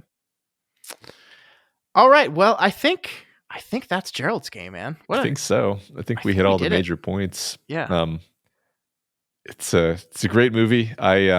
This is not really about the movie. It's just about the fact that, like, it's so hard to recommend a movie that has this much heinous shit packed into it. Sure. Yeah. Like, I honestly, my parents were visiting recently, and I was almost like, we should watch Gerald's Game, and I just like the words died in my throat. I was like, I will not watch this movie with my parents. They can watch this movie, sure. I cannot sit in the room and watch this movie with my parents, for a variety of reasons. Sure. Yeah. I get that for sure. All right. Well, I think the only thing we have left to do in this conversation then is to talk about our discussion question. So we did ask a question a couple weeks ago about Gerald's Game, but broadly about Flanagan and adapting King. This is our first of Flanagan's Stephen King adaptations, but not our last. We're going to have at least a couple more before we're done here. We're going to have Dr. Sleep. We're going to have The Life of Chuck coming soon, and Carrie coming soon after that, and maybe even one day The Dark Tower. So Flanagan has become a big King adapter, and we want to know why he's so good at this, why he's so successful at it. So why don't we start with you, Matt, and our first answer? Sure. So our first answer is from Kim C. Everyone will recognize Kim C as our guest last week, who helped us talk about the book. Kim says, I believe Flanagan succeeds at adapting King's work because he consistently honors the characters' journeys. Many filmmakers seem to double down on the horror elements of the plot because King's name is attached, and for the most part, character progression is forgotten, so they can double down on atmospherics. But I believe what sets Flanagan apart is his deep understanding of King as a character writer. All the artistic decisions within Flanagan's film seem to enhance and amplify the next best move for the character's progression through the story. Even if Flanagan decides to change some plot elements, at the heart of each decision, there is respect for the character arc. For example, at the end of Gerald's at the end of the Gerald's Game film, Jessie opens up a foundation where she can help others who have experienced sexual trauma. Because of this foundation, Jessie is frequently sharing her story and will thus never be shackled again by secrets and shame, which deepens the viewer's reception of Jessie's emotional/psychological freedom in addition to her physical freedom.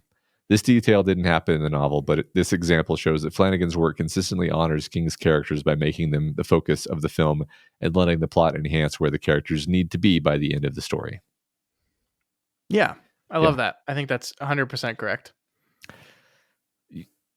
Yeah, I think it's 100% correct on both counts. Number one being that a lot of directors give short shrift to the characters and they just try to be sensational and make, some horrifying, memorable images. And Flanagan, while he does, I think, set aside the time and space for some of those horrifying, memorable images, I think they land harder because you are into the characters that these things are happening to. Yeah. So, yes, cool. All right, Gigantic Mike says, as an English teacher, I've thought about this discussion question topic a lot. I think one of the major reasons that so many King adaptations fail is because he's a romantic. People often get this wrong about King because of the horrific content, but he loves a heartfelt ending, and he has strong moral beliefs about the way the world is supposed to work. Romantic stories, especially in the 90s and 2000s, really sold movie tickets. I mean, look at any popular action movie from the time. That was the culture we lived in. Because the nature of romanticism is nostalgic, there are two types of romantics. People who grapple with the painful reality of growing up, but consciously choose to believe in something innately and perennially good. And people who never grew out of their childhood and just want bad guys to be punished. When you strip King stories of their nuance and just follow the plot, yeah, they sound exciting. They even make great elevator pitches, but they're traps. His plots can be pretty confusing without a consideration for theme. It's clear that Flanagan cares a great deal about theme and what these stories mean to him, which gives a nearly unshakable compass to be brave with. There's so much I want to say about Midnight Mass, but I'll leave it to you cover that on the pod. I can't wait to hear it, Mike. Definitely. Lots to say about Midnight Mass for sure. I really love the description of King's stories as traps. I feel like I know exactly what you're talking about, where it's like the pitch sounds so clean and obvious, but if you just adapt the pitch as, the one line is written, that's not the story. Story is what the characters go through. That's like it's the difference between the Shining film and the Shining book, right? Where it's like he made a film out of the Shining dust jacket cover, right? but not the actual thing that happens to the characters, right? Yeah. That's a great. I really like that observation. Cool. Yeah, and I think that's like actually one of these great secrets of King's everlasting success is that he's really good at coming up with the pitch and then hiding the story in the pitch. Yeah. And the pitch is what sells the books, right? Like you're trying to sell a book, you sell a book on the pitch, right, but you keep people coming back with the story. Totally. Yeah. Gotta have both. All right. Red Sox Homeboy says, Flanagan understands Stephen King is an optimist at heart. Sure, there are some King works that end in a total bummer for all parties, but most don't. Gerald's Game is a perfect example of Flanagan's fluency in Kingology. An example of an adaptation that does not understand this is, surprisingly, Rob Reiner's Misery. In the novel, Paul Sheldon ends his story on a hopeful note, beginning the process of recovery and ready to take control of his life again. The film ends ominously, implying that Annie Wilkes is a metaphorical ghost that will haunt him forever. That ending soured an otherwise solid adaptation. I can't believe you pronounced Reiner wrong, Matt. That's really upsetting. What did I say? You said Reiner. Rob Reiner. Wow, that's embarrassing. And then I just called attention to it. I'm sorry. It's even more embarrassing. We can cut this out. No. I agree. Like Stephen King is definitely an optimist. Like that is, and most of his stories end optimistically. I wonder if this is like, one thing I was thinking about with Flanagan and King is it's like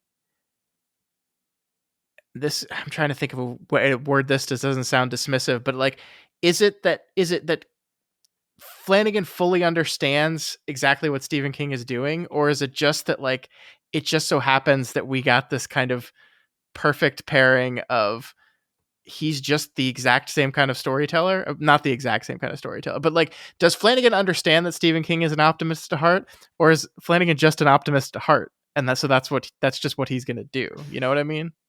I do know what you mean, but I immediately have an opinion on this, for which I will reference to you the ending of the first movies that we covered on this podcast. Sure. Where they tend to be pretty thoroughly bummer-tastic with an exception thrown in there. I think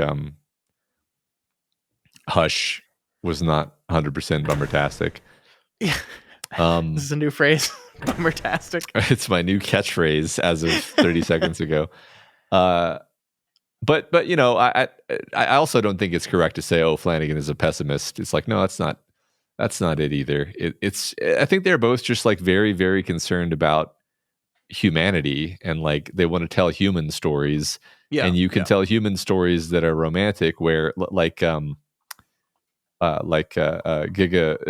Gigantic Mike said in the previous comment, like you can have a romanticism that is rooted in believing in something perennially good, but you can also have, this may not be like the textbook definition of romanticism, but I feel like you can have a romantic tragedy where it's like, well, everything turned to shit and everyone died, but they were reaching for something good. They were trying to do something good. There was goodness here. It just didn't succeed.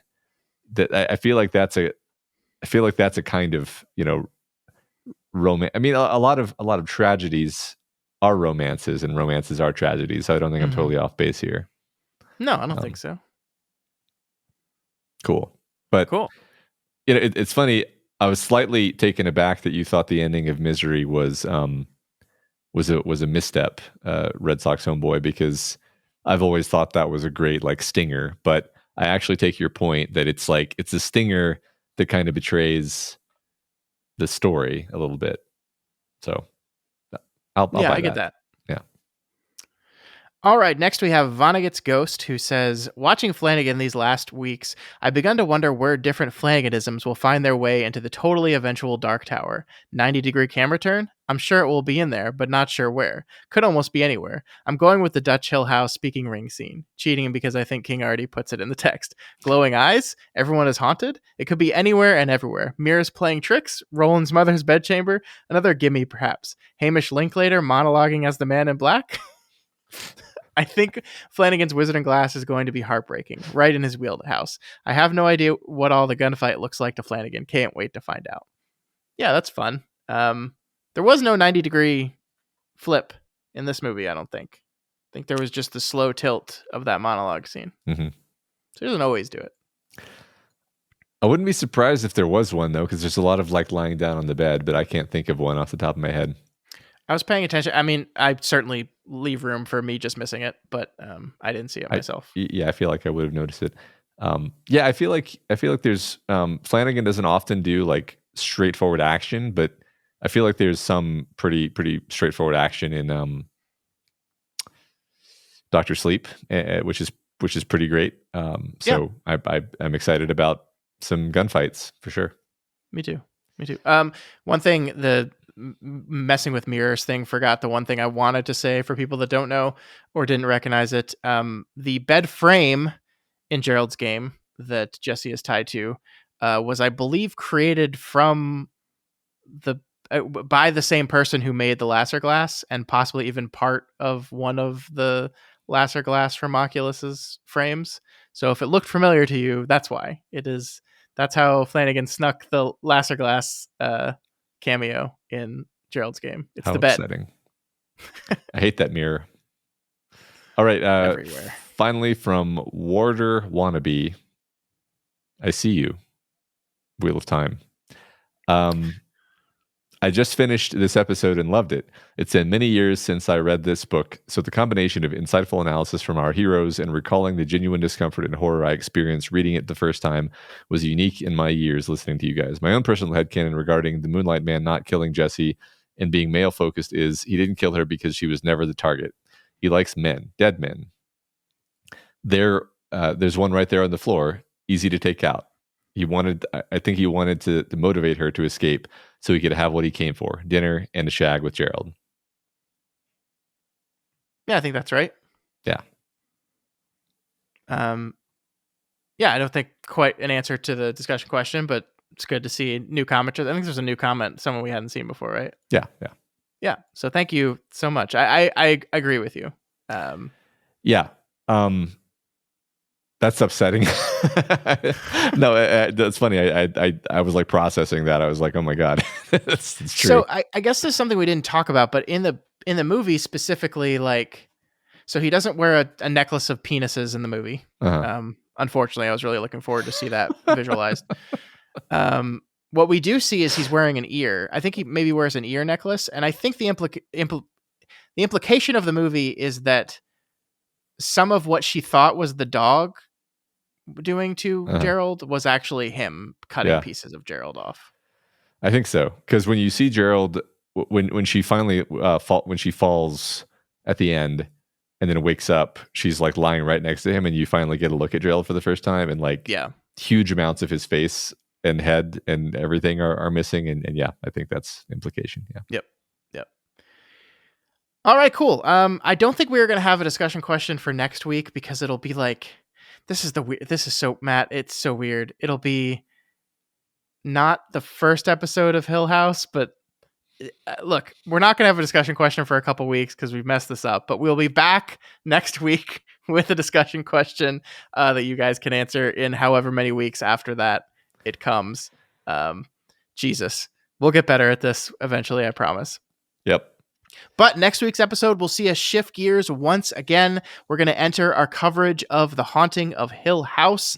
We're going to be reading Shirley Jackson's novel and then going through each and every one of the Netflix adaptation directed by Mike Flanagan, episode at a time. It's going to be a lot of fun. This is honestly, when we came up with the idea of doing this show, this is the thing I was most excited to do, was read Shirley Jackson and then watch the show. So I'm so excited. It starts next week. We'll be reading just the first 3 chapters of Shirley Jackson's The Haunting of Hill House. We'll get through this book pretty fast. It's not a very long book. I think we'll do it in 4 episodes, 3 and then an overview, and then it's on to the TV show. So yeah, I'm so excited, man. I'm so excited. Me too. I've done the reading already. I'm enjoying the hell out of it. Yeah, it's great. Looking forward to this. Remember, is this your first read of Haunting of Hill House? I think the only Shirley Jackson thing I've read of any length was the one that we did for book club. We have always lived in the castle.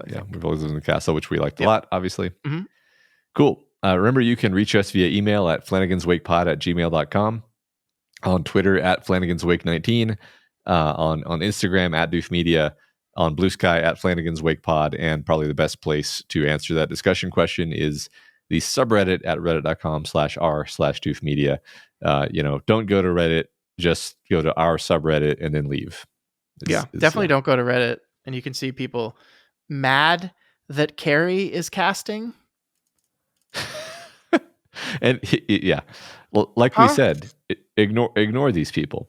And of course, you can find every episode on YouTube, on our YouTube channel, and that's also a great place to leave a comment and like and subscribe and so forth. Yeah, and if you want to support us in other ways, you can also get some merch. You can head on over to doofmedia.myshopify.com and get some cool Flanagan's Wake merch, or just general Doof merch, or what have you.